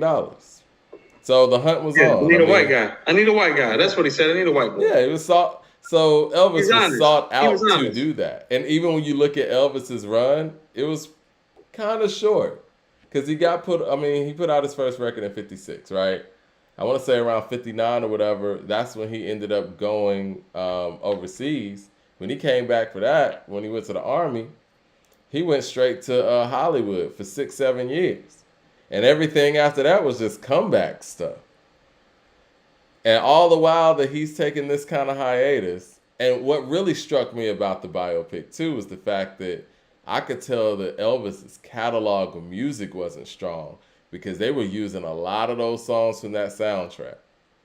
And I thought Wow. that was a problem. It's like, whoa, whoa. If his catalog is king-like and is what it should be for a biopic and just to be a legend, you wouldn't even have room to be playing this Doja Cat song on this movie. You know what I Right. mean? Okay, I hear what you're saying. So imagine if we're looking at a biopic of Stevie Wonder and or James Brown or whatever. You're not gonna fit no John Legend songs that just got made yesterday in this movie. Jay Short with the super chat says, How many hits does he have? good question. I say maybe around 4 or 5. I think his biggest hit was Hound Dog, and I didn't realize that Hound So Dog he's Hound Dog was homogenized. recorded. Hound Dog was recorded. Well, it was already a hit. It sold 2 million records 4 years before Elvis did it, and it was by a black lady. Yeah, I didn't know that. yeah. Jay Short with the super chat says, y'all seen Snoop in the metaverse? They're getting $800 a pop for virtual Snoop concerts with no liabilities or overheads. I see that, and I do see the opportunities in the metaverse, but when you see stuff like this, it makes you feel like all of this is kind of dangerous. Mad Max with the super chat says, it's not going to work. The human mind is on a higher level than the AI. They would have to have a real rapper as the voiceover to even have a chance. But see, even when you do that though, it's like, who's gonna do that without an individual contract for themselves? I don't know. I just think that in the long run, I just hope that the public continuously pushes back on this notion because it's not good for the culture. It's not good for the culture. It's not. It's not progressive, and they went all the way out and made it very stereotypical and offensive, and that's where the drawback came from. But my thing is like, is anybody else offended by just the overall purpose of this? Because let's just say he wasn't offensive. Let's just say that this robot rapper was like Nas or something. You know what I'm saying? Or like That's what I'm saying. Would people accept that then? We shouldn't accept any of these. You know what I'm saying? Like, I was just thinking, so a lot of the 80s R&B bands low-key felt like they were better than the 70s bands because they're like, oh man, them dudes only like, especially some of the 60s bands, because it's like, man, those guys only made like 2 or 3 albums, only made like, 4, 5, 6, 7 hits. We got like 10, 12, 13, 14 hits. You know what I'm saying? Right. So when you brought up the Elvis thing, I did think about the time of music that it was. There was more singles oriented. Like some of the Beatles' best singles, like their best shit, it's not on an album because album didn't really take shape in popular music till the Beatles did it. Exactly. Like album concepts exist because the Beatles albums exist. Straight up. And so conceptually, building out an album didn't exist. Sgt. Pepper's, is that the first one? I think it's Sgt. Pepper's. No, that wasn't the first one, but that's the most notable classic. Abbey Road. Is Abbey Road? Abbey Road was after Sgt. Pepper's. So it goes Sgt. Pepper's, Abbey Road. What's the first one? Revolver? Revolver, yeah. Right. So Revolver's the first album. You feel me? Like album, like hits, singles, albums, songs. Before that, you're making records. And so everybody's frame of mind, I think it literally probably like until like 69, 70, 71-ish to make songs. I wanna go on a thought. Stevie, Marvin Gaye, the Beatles, they changed all of that. Albums, what's going on, Intervisions. I have a thought that I don't want to escape me because I see what Leroy Green's saying here. He's saying they can't make a Nas robot, Mike. And I was like, I'm thinking the Beatles are not trash. Whoever is saying that is biased and that is not fair and that's not right. The Beatles are the greatest band that ever lived. And two of probably the 20th greatest songwriters ever come out of that one group. And it's probably the only rock group that has 2 of the 20 greatest songwriters ever. It's like literally having Big E and Jay in one group. Having Paul and John is like having Big E and Jay. Yeah. What I was going to say, though, to the whole notion of they can't make a robot Nas, they could make anything. And the thing is, let's just say hypothetically they did, right? And we talk about 96 Nas all the time. So what if there is a robot rapper that's programmed to be at that level or at a certain level? This artist doesn't get old. So what does that do for the artists that do age and don't sound like they used to? These robots can make people obsolete in a second if people accept that. You know what I'm saying? Like, a robot's not going to age. Jay Short, yeah. Jay Short with the super chat says, virtual artists already happening in Asia. I can see that. I think I've seen some of that too. They're trying it out on us. They want to see what people think about it, and the people pushed back. And again, don't think that they're not going to try again and just be like, you know what, we're not going to make them as offensive this time. I think people need to just push back on the whole idea altogether. But again, if the artists aren't doing that, I would expect them to be the front line to do so. But I'm glad that the public did what they had to do in this situation. This is what I mean about, like, the public. Okay, so, like, the artists need to audit this. Like you were talking about, it's like the artists are allowing this to happen. It's like, you know what they're doing, right? They're taking you out the game. Taking you out the game. All they got to do is purchase this robot one time. They don't have to give this robot no royalties. They don't have to deal with this robot moving to another label, complaining about money, going back and forth with the executives. It's not going to happen with a robot. They don't have to worry about anything. They don't have to worry about you getting locked up doing a 2, 3, 4 year bid. Exactly. Right. Yeah. They don't have to worry about, like, you're scheduling your studio time at your behest when they schedule you to be there from 10 to 6 and you showed up at 5:55. They don't have to worry about you possibly getting into some, fatal madness. You know what I mean? They don't have to worry about the mother of your children. Yeah. So I think artists should really, really push back on this. Esquire got a super chat, and we'll get up out of here in a second. He says, I know it's off topic, but it must be said. Please explain the diary/fix as bona fide classics. Heads in the chat are claiming it's a regional classic. I'll let you take that one, Cool. I'm sorry. My daughter just texted me. Hold on. The diary, the fix are bona fide classics. Hasn't it claiming that's a regional classic? Well, okay. That's like saying Mobb Deep stuff is a regional classic. Exactly. That's like saying Common stuff is a regional classic. That's like saying Ice Cube stuff is a regional classic. That is Scarface. And when the people who are pulling up and saying that, and it's probably East Coast people, and I say this glaringly, these are the biases that you carry that make the other regions and coasts not like you as much. We know that you created hip hop. Stop acting like there's not other shit that stands next to it. Mike, in my top 3 albums of all time are Illmatic and The Purple Tape. I know where hip hop started. Yeah. Stop acting like The Diary doesn't belong. Stop acting like Water for Chocolate and B doesn't belong. Stop acting like America's Most and Death Certificate doesn't belong.